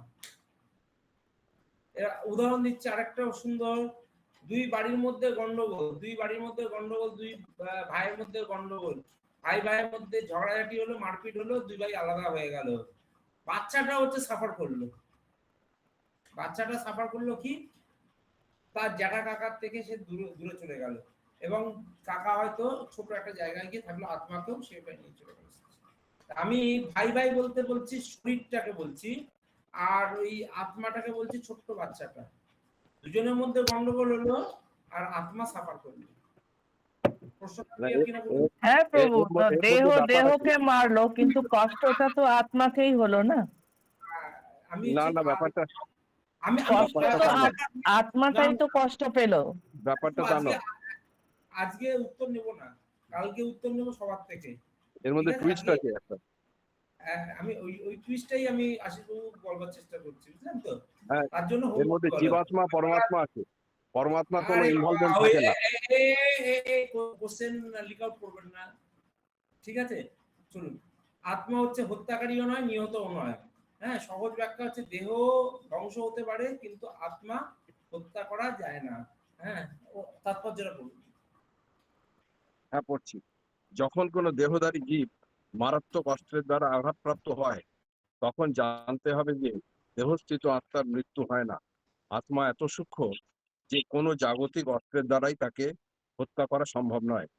পরবর্তী শ্লোকে সে সম্বন্ধে বলা হয়েছে, আর তা ছাড়া আত্মা চিন্ময় হবার ফলে তার বিনাশ হয় না। যার মৃত্যু হয় অথবা মৃত্যু হয়েছে বলে মনে হয়, তা হচ্ছে কেবল জড় দেহটি। অবশ্য এর মাধ্যমে দেহকে হত্যা করার জন্য উৎসাহিত করা হচ্ছে না। বেদে নির্দেশ দেওয়া হয়েছে, মা হিংসাত সর্বাভূতানি, কোনো জীবের প্রতি হিংসা করো না। আবার আত্মা নিহত হয় না। এই বিচারের মাধ্যমে পশু হত্যাকে উৎসাহিত করা হচ্ছে না। বিনা কারণে অন্যায়ভাবে কারো দেহ হত্যা করা অত্যন্ত গর্হিত এবং রাষ্ট্রের আইন অনুসারে ও ভগবানের বিধানেও তা শাস্তিযোগ্য। ভগবান অবশ্য অর্জুনকে ধর্মের কারণেই হত্যাকার্যে নিযুক্ত করেছিলেন, হঠকারিতা বশবর্তী হয়ে নয়। শ্রীকৃষ্ণ। তাহলে এখানে অনেক লোক খুব উৎসাহিত হয়ে গেল, তাহলে আত্মার মৃত্যু নেই। আত্মার মৃত্যু নেই মানে হচ্ছে আমি যে কাউকে হত্যা করলে আমার কোনো পাপ নেই। হ্যাঁ, এটা কিন্তু ভুল কথা। হ্যাঁ, যে এই ক্ষেত্রে কিন্তু পশু হত্যা, তাহলে আমি যে পশু হত্যা করেছি তাহলে কি করে বলছেন প্রভু পাপ হচ্ছে? হতে পারে প্রশ্ন যে আত্মা, আমি তো আত্মা যদি বিনষ্ট নয়, কালকে আমি একটা ছাগল মেরে খেয়েছি, কি করে বলবেন আপনি আমি ছাগল মেরেছি? আমি তো ওকে দেহ দেখিনি, আমি আত্মা দেখেছি, আত্মার তো মৃত্যু নেই। হতে পারে তো প্রশ্ন নাকি? হ্যাঁ, প্রশ্ন আসতে পারে তো নাকি? হ্যাঁ প্রভু, এমন ধরনের ভালো কোশ্চেন প্রশ্ন, আছে, খুবই ভালো ভালো প্রশ্ন এটা। আসে এরকম কোশ্চেন আছে। যে তোমরাই বলছো গীতাতে দেহের মৃত্যু আছে, আত্মার মৃত্যু না। আমি তো আত্মা ভেবেছি। এইগুলো হচ্ছে যারা হচ্ছে প্রবঞ্চনা করতে চায়, এই ধরনের প্রশ্নকে তারা হাতিয়ার করে। হ্যাঁ, যে আমি তো ওকে আত্মা ভেবেছি, তার জন্য আত্মার তো মৃত্যু নেই, তাহলে আমি পাপ কেন হবে? হ্যাঁ, তাই এখানে ভগবান দেখুন খুব সুন্দরভাবে গীতাতে তার ব্যাখ্যা দিচ্ছে। অন্যায়ভাবে কাউকে হত্যা করলে যেমন রাষ্ট্রের আইন অনুসারে তার শাস্তি পায়, যদি কাউকে হত্যা করে এবার গিয়ে আপনি আদালতে গিয়ে বলুন কাউকে হত্যা করেছেন, হ্যাঁ মিলর্ড আমি তো ভগবত গীতা পড়েছি, দেহের মৃত্যু আছে আত্মার মৃত্যু নেই, উনি তো শাশ্বতভাবে আত্মা, তাহলে আমার কেন শাস্তি হবে? ছেড়ে দেবে আপনাকে? না না, সেরকম হচ্ছে সরকারেরও যেমন আছে, ভগবানেরও কিছু আইন আছে। সনাতন ধর্মে হচ্ছে বলা হচ্ছে যদি কোনো ব্যক্তি আপনাকে কোনো রকম আঘাত না করে, আপনাকে কোনো রকম সমস্যার সৃষ্টি না করে, তাহলে তাকে হত্যা করা হচ্ছে আপনার পক্ষে অপরাধ। কোন কোন ক্ষেত্রে 6টা ক্ষেত্রে বলা হয়েছিল, সেসব ক্ষেত্রে যদি মারা হয় তাহলে অপরাধ নয়, বাকি ক্ষেত্রে কিন্তু অপরাধ, সেই সব ক্ষেত্রে বলা হচ্ছে। এবার 20 থেকে 22 নম্বর শ্লোক হচ্ছে আমরা পড়ছি। এই 22 নম্বর শ্লোকে কি আছে শেষ করে দেবো। হ্যাঁ, দেহ এবং আত্মার মধ্যে যে পোশাক পরিবর্তনের স্বরূপ। হ্যাঁ, পরের জন কি আছে আসুন 20 নম্বর শ্লোকে। আমি আছি প্রভু, ত্রিকর্ণা মাতাজি। কি নাম বলুন? ত্রিকর্ণা মাতাজি। ত্রিপর্ণা বাঘ, আচ্ছা আচ্ছা। তাহলে 20 নম্বর শ্লোকে বলছি সংগতি হচ্ছে আত্মা যে হত হয় না, তা সে জন্ম স্থিতি বৃদ্ধি পরিমাণ ক্ষয় এবং হচ্ছে নাশ রূপে সর বিকার রূপে হচ্ছে তাকে এটি দূর করতে হবে। এই শ্লোকটাও কিন্তু খুব ইম্পর্টেন্ট, আত্মার বৈশিষ্ট্য। এই শ্লোকটাও সম্ভবত আপনাদের এইটা আছে। আপনাদের আজকে শ্লোকগুলো পাঠিয়েছেন, পেয়েছিলেন কি আপনারা? কোন কোন শ্লোক মুখস্থ করতে হবে টোটাল? হ্যাঁ প্রভু, আমি তো বলে পাঠিয়ে দিয়েছি আশিস প্রভু। আপনি 45টা শ্লোক পাঠিয়ে দিয়েছেন? না প্রভু, আমি 4টে। আমি যেটা বলছি সেটা শুনুন না। আমি বলছি যে শ্লোকগুলো পাঠিয়েছিলাম, পড়েছেন? হ্যাঁ পড়েছি, এইটুকুনি। হ্যাঁ, আমি দেখেছি যে টোটাল আপনাদের সব শ্লোক একসাথে পাঠাবেন, একটা দুটো শ্লোক করে করেও আপনারা আশীর্বাদকে পাঠিয়ে দিতে পারেন বা গ্রুপেও পাঠাতে পারেন, কোনো অসুবিধা নেই। হ্যাঁ, আমাকে পাঠিয়ে দিন। হ্যাঁ, প্লাস হচ্ছে আপনারা যেটা আছে শ্লোকগুলো কি করে উচ্চারণ করতে হয় সঠিকভাবে, যেটা আমাকে কালকে আজকে সম্ভবত অমিত রুদ্রবাবু একটা মেসেজ পাঠিয়েছিলেন, প্রভু কোনো জায়গায় ভুল হচ্ছে কিনা একটুখানি আমাকে বলবেন। তাই অমিত বাবু আছেন না? হ্যাঁ প্রভু। তার জন্যই আমি দেখুন একটা প্রপার উচ্চারণের যেটা হয় সেই উচ্চারণের শ্লোকটাও আপনাদের পাঠিয়েছি। হ্যাঁ পেয়েছি ওটা পেয়েছি। হ্যাঁ, কিছুই নয়, আপনারা যেভাবে গান শোনেন না প্রতিদিন একটুখানি, হ্যাঁ সেরকম হচ্ছে একটুখানি চালিয়ে রাখবেন। ওই শুনতে শুনতে শুনতে শুনতে দেখবেন আপনাদের মুখস্থ হবে। দেখবেন অনেক গান আছে আপনাদের হয়তো লিরিক্স জানা নেই বা নেই, প্রতিদিন গান চালাতে চালাতে চালাতে দেখবেন গানগুলো যেমন মুখস্থ হয়ে যায়। ওইটাও দেখবেন একটুখানি প্রতিদিন 10 মিনিট 15 মিনিট একটুখানি চালাবেন, চলতে থাকবে, দেখবেন আপনি দেখবেন শ্লোকগুলো দেখবেন মুখস্থ হয়ে যাচ্ছে। এটা করে দেখতে প্রভু পারেন।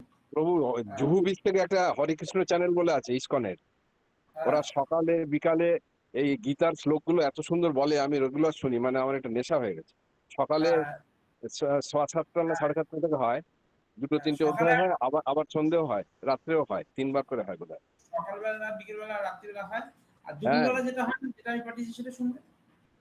ঠিক আছে? খুব খুব সুন্দর বলে, হিন্দিতে হ্যাঁ, বলে, অর্থগুলো হিন্দিতে বলে, খুব সুন্দর বলে। না ওটাই বললাম যে এবার ধরুন কোন কোন শ্লোক, ধরুন আমার একটা শ্লোক ধরুন আটকাচ্ছে এই ন জয়তে নামিয়তে, হ্যাঁ তাহলে আপনি ওই শ্লোকটা এখান থেকে যেটা আছে সেটা একটু শুনবেন। হয়তো আপনি ওরা যেটা বলছে আপনি তো অ্যাক্সেস করতে পারছেন না ওখানে, আপনার যে শ্লোকটা দরকার সেটা ওখান থেকে অ্যাক্সেস করে নিতে পারবেন। ঠিক আছে? আসুন মাতাজি, হ্যাঁ ত্রিপর্ণা মাতাজি, আপনি 20 নম্বর শ্লোকটা বলুন। আত্মার হ্যাঁ, বৈশিষ্ট্য।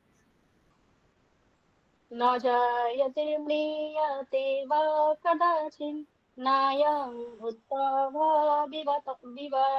वा न भूय अजो नित्य शाश्वत अयं पुराणो न हन्यते हन्यमाने शरीरे আবার বলুন, হ্যাঁ না জয়তে, আবার বলুন। न जायते म्रियते वा कदाचित् नायं भूत्वा भविता वा न भूयः अजो नित्यः शाश्वत अयं पुराणो न हन्यते हन्यमाने शरीरे।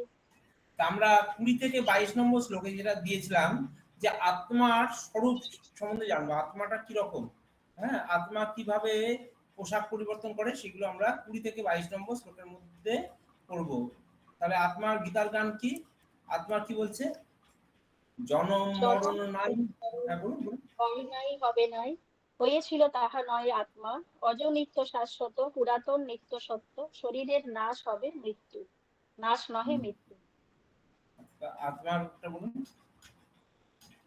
অনুবাদ।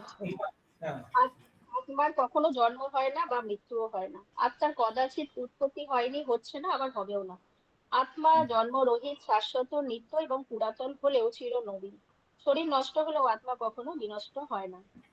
দেখুন, আত্মার কখনো জন্ম হবে না, আত্মা কখনো মৃত্যু হবে না। তার জন্য জন্ম এবং মৃত্যু রহিত তাকে কি বলা হয় আমি বলেছিলাম? হ্যাঁ, এবং পুনঃ উৎপত্তি এবং বৃদ্ধি হবে না, মানে আজকে চলে গেল আবার নতুন করে উৎপত্তি হচ্ছে না, আবার বৃদ্ধি হবে না। ওই যেটা কালকে আমি বললাম যে আজকে ছোটবেলার আত্মা বড়বেলার আত্মা এরকম বড় হবে না, একই আত্মা থাকবে সাইজ হিসেবে। তিনি জন্মরহিত, হ্যাঁ জন্মরহিত মানে হচ্ছে তার মৃত্যু রহিত, তার জন্মও নেই মৃত্যুও নেই, শাশ্বত, হ্যাঁ নিত্য এবং পুরাতন হলেও চিরনবীন। পুরাতন মানে কি? দেখুন ভগবানের কাছে আত্মা সৃষ্টি হয়েছে, তাহলে কয়েক লক্ষ কোটি হাজার বছর হচ্ছে পুরনো, কিন্তু সে চিরনবীন, একদম দেখবেন ইয়াং এর মতো কিন্তু কাজ করে, তার তো বয়সই হচ্ছে না। শরীর নষ্ট হলেও আত্মার কখনো বিনষ্ট হয় না। এখানে দেখুন আত্মার যে নিত্যতা বলা হচ্ছে, 6টা দেখুন লেখা আছে ডান দিকে, একটা হচ্ছে অজ, একটা হচ্ছে নিত্য, একটা হচ্ছে শাশ্বত, পুরাণ, অবিনাশী এবং দেহের মৃত্যু হলে আত্মার কোনো মৃত্যু হয় না। হ্যাঁ, তাই এখানে আমরা বললাম মাতাজি তাৎপর্যটা বলুন। তাৎপর্য: গুণগতভাবে পরমাত্মা ও তার পরমাণু সদৃশ অংশ জীবাত্মার মধ্যে কোনো পার্থক্য নেই। জড়দেহের মতো আত্মার কোনো পরিবর্তন হয় না, তাই আত্মাকে বলা হয় কূটস্থ, অর্থাৎ তার কোনো পরিবর্তন হয় না। জড়দেহে 6 রকমের পরিবর্তন হয়। মাতৃগর্ভে তার জন্ম হয়, তার বৃদ্ধি হয়, সে কিছুকালের জন্য স্থায়ী হয়, তার কিছু ফল প্রসব করে, ক্রমে ক্রমে তা ক্ষয়প্রাপ্ত হয় এবং অবশেষে তা বিনাশ হয়। আত্মার কিন্তু এইরকম কোনো পরিবর্তনই হয় না, আত্মার জন্ম হয় না, কিন্তু যেহেতু সে জড় দেহ ধারণ করে, তাই সেই দেহটির জন্ম হয়। সেখানে আত্মার জন্মও হয় না, আবার আত্মার মৃত্যুও হয় না। যার জন্ম হয় তার মৃত্যুও অবধারিত। আর যেহেতু আত্মার কখনো জন্ম হয় না, তাই তার অতীত, বর্তমান এবং ভবিষ্যৎ বলে কিছু নেই। সে নিত্য শাশ্বত ও পুরাতন, অর্থাৎ কবে যে তার উদ্ভব হয়েছিল তার কোনো ইতিহাস নেই। দেহাত্ম বুদ্ধির দ্বারা প্রভাবিত হয়ে আমরা আত্মার জন্ম ইতিহাস প্রভৃতির অনুসন্ধান করে থাকি। দেহের মতো আত্মা কখনো জড়াগ্রস্ত হয় না। তাই তথাকথিত বৃদ্ধ মানুষও শৈশব অথবা যৌবনের উদ্যম অনুভব করে। দেহের পরিবর্তন আত্মাকে প্রভাবিত করে না। বৃক্ষ বা জড়জাগতিক অন্য কিছুর মতো আত্মার কখনো ক্ষয় হয় না। আত্মা কোনো কিছু উৎপাদনও করে না। দেহজাত সন্তানেরাও প্রকৃতপক্ষে ভিন্ন ভিন্ন আত্মা। একটি দেহ থেকে উদ্ভূত হওয়ার ফলে তাদের কোনো বিশেষ একজন মানুষের সন্তান বলে মনে হয়। আত্মার উপস্থিতির ফলে দেহের বৃদ্ধি হয়, কিন্তু আত্মার কখনো বৃদ্ধি বা কোনো রকম পরিবর্তন হয় না। তাই দেহের যে 6 রকমের পরিবর্তন হয়, আত্মা তার প্রভাব থেকে মুক্ত। কঠোপনিষদেও আমরা এই ধরনের একটি উদ্ধৃতি পাই, যেখানে বলা হয়েছে, ন জায়তে ম্রিয়তে বা বিপশ্চিন্নি আয়ং কুতশ্চিন্ন বহুভপস্থিত অজো নিত্য শাশ্বত অহং পুরাণ ন হান্নাতে হন্যমানে শরীরে। এই শ্লোকটির অর্থ ও তাৎপর্য ভগবদ্গীতার শ্লোকটির অনুরূপ। কেবল এই শ্লোকে বিপস্থিত এই বিশেষ শব্দটি ব্যবহৃত হয়েছে, যার অর্থ জ্ঞানী অথবা জ্ঞানের সহিত। আত্মা পূর্ণ জ্ঞানময় অথবা সর্বদাই পূর্ণ চেতন। তাই চেতনাই আত্মার লক্ষণ। এমনকি আত্মাকে হৃদয়ের মধ্যে দেখা না গেলেও চেতনার প্রকাশের মধ্য দিয়ে তার উপস্থিতি অনুভব করা যায়। অনেক সময় মেঘের জন্য অথবা অন্য কোনো কারণে আমরা সূর্যকে আকাশে দেখতে পাই না, কিন্তু সূর্যের আলো সর্বদাই সেখানে রয়েছে, এবং তাই আমরা তখন সেটিকে দিনের বেলা বলে নিশ্চিত হই। ভোরের আকাশে যখনই একটু আলোর আভাস দেখতে পাওয়া যায়, তখনই আমরা বুঝতে পারি যে আকাশে সূর্যের উদয় হয়েছে। ঠিক তেমনই মানুষই হোক বা পশুই হোক, কোনো চেতনার প্রকাশ হলে আমরা তাদের মধ্যে আত্মার উপস্থিতি অনুভব করতে পারি। অবশ্য আত্মার চেতনা ও পরমাত্মার চেতনার মধ্যে পার্থক্য রয়েছে, কারণ পরমাত্মা হচ্ছে সর্বজ্ঞ, ভূত ভবিষ্যৎ ও বর্তমান সম্বন্ধে সম্পূর্ণভাবে অবগত। স্বতন্ত্র জীবাত্মার চেতনা বিস্মৃতি প্রবণ। সে যখন তার প্রকৃত স্বরূপের কথা ভুলে যায়, তখন সে শ্রীকৃষ্ণের পরম উপদেশ থেকে শিক্ষা ও জ্ঞানের আলোকপ্রাপ্ত হয়। কিন্তু শ্রীকৃষ্ণ বিস্মরণশীল জীবের মতো নয়। যদি তাই হতো, তাহলে শ্রীকৃষ্ণের ভগবদ্গীতার শিক্ষা অর্থহীন হয়ে পড়ত। আত্মা 2 রকমের হয়, অনুআত্মা ও পরমাত্মা বা বিভু আত্মা। কঠোপনিষদে তার প্রতিপন্ন করে বলা হয়েছে, অনরণীয় অনাহত মহীয়ান আত্মাস্য যন্তর্নিহিত গুহাহম তমক্রতু পশ্যতি বিত শৌক ধাতু প্রসাদান মহিমান আত্মান। পরমাত্মা ও জীবাত্মা উভয়ই বৃক্ষ সদৃশ দেহের হৃদয়ে অবস্থিত। যিনি সব রকম জড় বাসনা ও সব রকম শোক থেকে মুক্ত হতে পেরেছেন, তিনিই কেবল ভগবানের কৃপার ফলে আত্মার মহিমা উপলব্ধি করতে পারেন। ভগবান শ্রীকৃষ্ণ পরমাত্মারও উৎস, যা পরবর্তী অধ্যায়ে বিশদভাবে ব্যাখ্যা করা হবে। আর অর্জুন তার প্রকৃত স্বরূপ সম্পর্কে আত্মবিস্মৃত জীবাত্মা। তাই শ্রীকৃষ্ণের কাছ থেকে অথবা তার যথার্থ প্রতিনিধি সদ্গুরুর কাছ থেকে তার এই পরম তত্ত্বজ্ঞান লাভ করার প্রয়োজন হয়। ঠিক আছে, হরে কৃষ্ণ। তা পরমা আত্মা আর পরমাত্মা, পরমাত্মাকে বলা হচ্ছে সর্বজ্ঞ।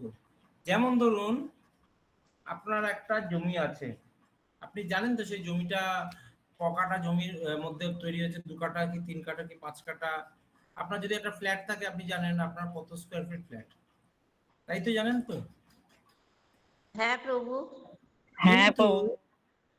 আপনারটা আপনি জানেন, পাশের বাড়িরটা সে পাশের বাড়ির লোক জানেন, তার পাশের বাড়ির লোকটা তার পাশের বাড়ির লোক।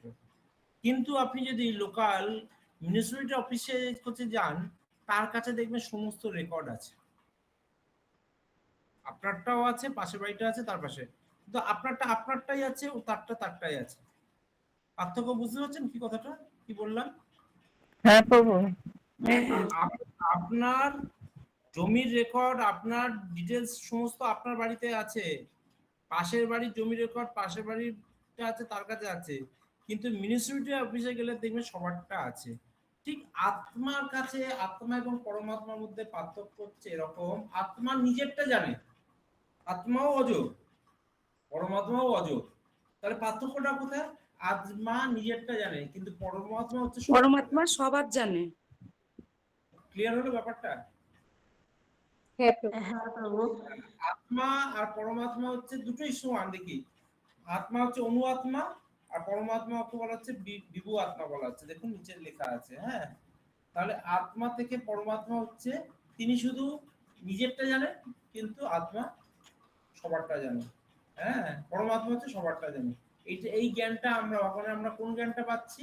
এটা আমরা আমাদের সদ্গুরুর কাছ থেকে এই উপদেশ পাচ্ছি। হ্যাঁ, আমরা দেখতে পাচ্ছি যে 11 থেকে 20 পর্যন্ত আমরা যেটা পড়লাম, আমরা দেখলাম হচ্ছে কি আমি দেহ নই, আমি আত্মা। হ্যাঁ, দেহের মৃত্যু আছে, আত্মার কোনো মৃত্যু নেই। দেহের জন্ম আছে, আত্মার কোনো জন্ম নেই। আত্মা হচ্ছে জন্মরহিত। তাই এইটুকুনি আমরা আজকে আপাতত 20 পর্যন্ত পড়লাম। হ্যাঁ, কেননা 21, 22, 23 আছে, সেগুলো আমরা আবার কালকে পড়বো। কারণ এখন করতে গেলে কি হবে, খুব ইম্পর্টেন্ট শ্লোক দেখুন, বাসাংসি জিন্নানি যথা বিহায়, এটা আছে, পরে আমরা দেখবো। হ্যাঁ, তো আপনারা দুটো তিনটে শ্লোক খুব ইম্পর্টেন্ট। খুব ইম্পর্টেন্ট আছে, তার জন্য আমরা 20 পর্যন্ত রাখলাম।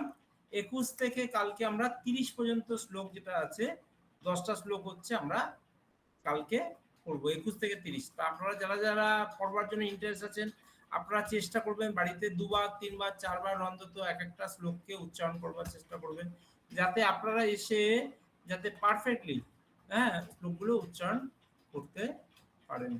কারো যদি কিছু প্রশ্ন থাকে আমাকে বলুন। কারো যদি কিছু জিজ্ঞাসা থাকে আপনারা করতে পারেন। আজকে আপনাদের মধ্যে অনেকেই চেষ্টা করেছেন নতুন করে ত্রিপর্ণা বাগ মাতাজি পড়লেন। হ্যাঁ, আর যারা যারা পড়তেন তারা দেখছি এখন একটু পিছিয়ে গেছেন, যে আমি পড়তে চাইছি না। দুটো কারণ হতে পারে, যে আর পড়তে ভালো লাগছে না, অথবা যে আমি আর পড়বো না, কেউ না কেউ পড়ে নিত, এরকম নয়। এটা একটা সুবিধা। তাতে কি হচ্ছে, আপনি যখন পড়ছেন আপনার বাড়ির পরিবেশটাও কিন্তু চেঞ্জ হয়ে যাচ্ছে। আরো কিছু প্রশ্ন আছে নাকি ক্লাস শেষ করে দিই? হরে কৃষ্ণ প্রভু। হ্যাঁ বলুন। প্রভু, না আমি পড়তে চাই, কিন্তু এই কথাগুলো কিরকম জড়িয়ে জড়িয়ে যায় মোবাইলটা, অসুবিধার জন্য ওই জন্য পড়ি না। আপনার অবস্থা হচ্ছে অর্জুনের মতো অবস্থা। অর্জুনেরও সেই অবস্থা। অর্জুন যুদ্ধ করতে যায়, কিন্তু অর্জুন হচ্ছে পরিস্থিতির চাপে পড়ে যুদ্ধ করতে পারছে না। আমি যুদ্ধ করতে চাই ভগবান, কিন্তু দেখতে পাচ্ছেন সামনে এইগুলো আছে, এইগুলো হচ্ছে। ঠিক একইভাবে আপনি যখন ক্ষত্রিয় হয়েছে আপনার যুদ্ধ করা উচিত, আপনি যখন ভক্ত হয়েছেন আপনার করা উচিত। পরিস্থিতি যেটা আছে সেটা পরিস্থিতির উপর ছেড়ে দিন না। খুব বেশি হলে লোকে বলবে কি, মাতাজি বুঝতে পারছি না, মাতাজি শুনতে পাচ্ছি না, কিন্তু তারপরে আমি ঠিক আছে প্রভু, হ্যাঁ কালকে থেকে পড়বো। তাহলে আমি যুদ্ধক্ষেত্রতে কিন্তু সরে যাচ্ছি, না না না, তাই না? এটাই দেখুন পরিস্থিতি। দেখুন আপনার উদাহরণ থেকে দেখুন গীতার কত সুন্দর একটা উপলব্ধি চলে এলো, যে প্রভু আমার সাউন্ডটা প্রবলেম হতে পারে, আমার নেটওয়ার্কটা প্রবলেম হতে পারে, তার জন্য যেতে। এটাও তো অর্জুন বলছে, তো প্রভু আমার সামনে যারা আছে তারা আমার আত্মীয় স্বজন, কি করে মারবো প্রভু বলুন তো। মানে আমরা আমাদের সামনে যাতে কোন রকম ব্যারিকেড না দাঁড় করাই। ব্যারিকেড যারা দাঁড় করবে, যদি খুব বেশি হলে মাথায় বয়ে যাচ্ছে না, তখন ছেড়ে দেবো, কিন্তু আমি তারপরে খেলতেই লাগবো না। ঠিক আছে ঠাকুর মাতাজি? হ্যাঁ প্রভু, চেষ্টা করুন না। হ্যাঁ, তাতেই তো আপনি শিখবেন। হ্যাঁ, এখন তো সবে 2য় অধ্যায় চলছে। আর কারো কিছু জিজ্ঞাসা আছে আপনাদের কাছে? অলরেডি আমরা হরে কৃষ্ণ। ও ধন্যবাদ প্রভু। ধন্যবাদ। হরে কৃষ্ণ প্রভু। হরে কৃষ্ণ। বলছি যে জীবাত্মা বা চিৎকণা সংখ্যাতীত, মানে এটা কি অনেক রয়েছে এখানে, যেটা 17 নম্বর ইয়েতে দিয়েছে? তাতে কি সুবিধা হয় বলুন? আপনি একটা কাজ করবেন প্রভু, যখন যে শ্লোকটা আটকাচ্ছে না, তাহলে সঙ্গে সঙ্গে বললে কি হবে, আমরা যখন শ্লোকটা আলোচনা করছি রিলেটেড আলোচনা হয়ে যাবে, বুঝলেন তো? বুঝেছেন কি প্রভু যেটা বললাম? আচ্ছা, হ্যাঁ বুঝেছি। তাহলে কি হচ্ছে, কেন প্রশ্ন তো লোককে বলছি করতে, তাতে কি হচ্ছে 17 নম্বর আমাকে আবার বার করতে হবে। হ্যাঁ, আপনাকে যে উত্তরটা দেওয়া হবে সেখান থেকে আমরাও শিখবো। হ্যাঁ, না ওটা বলছি না, যে প্রশ্নটা করবেন তাতে সুবিধা হবে। কি প্রশ্ন ছিল এবার বলুন প্রভু? প্রশ্নটা হচ্ছে জীবাত্মা বা চিৎকণা হচ্ছে সংখ্যাতীত, মানে অসংখ্য বলছে, জীবাত্মা অসংখ্য। হ্যাঁ, অসংখ্য না। হ্যাঁ, মানে যত একটা আমাদের যে জীবের দেহের মধ্যে তো একটাই আত্মা থাকে না, অনেক এখন তো সংখ্যাতীত আত্মা থাকে। বিলিয়নস জীব থাকে না, বিলিয়নস জীব আছেন, প্রাণী আছে, কোটি কোটি প্রাণী আছে। আপনি এক একজনের হৃদয়তে এক একটা আছে। মানে এরকম না যে একজনের কাছে 10টা নেই, তা নয়, কিন্তু অসংখ্য প্রাণী অসংখ্য আছে এই জগৎ থেকে শুরু করে অন্য বিশ্ব ব্রহ্মাণ্ডের অন্য জায়গায় তো আছে।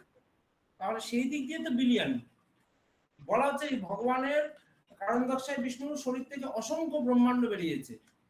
হয়তো অসংখ্য ব্রহ্মাণ্ড বেরিয়েছে, অসংখ্য গর্ভদর্শায় বিষ্ণু বেরিয়েছে, কিন্তু তার মধ্যে তো আমিও একটা, তাই না? অসংখ্য তো ব্রহ্মাণ্ড বেরিয়েছে, ঠিক একইভাবে আত্মাও তো অসংখ্য বেরিয়েছে। আমার শরীরে হয়তো আমি একটা ধারণ করেছি, এই শরীরে ধারণ করেছি, কিন্তু এরকম তো অসংখ্য আছে। যেহেতু অসংখ্য জীবের জন্য অসংখ্য আত্মা রয়েছে। হ্যাঁ, প্রত্যেকটা শরীরে একটা আত্মা আছে, সেটা প্রাণী হোক, পাখি হোক, যাই হোক, একটা করে জীবাত্মা। হ্যাঁ, প্রত্যেকটা প্রাণীতে একটা। এইটার প্রশ্নটা ছিল কি প্রভু? ঠিক আছে প্রভু, বুঝলাম প্রভু। হরে কৃষ্ণ। আর কারো কিছু থাকলে বলুন, না তো শেষ করবো। আপনাদের কাছে কোশ্চেন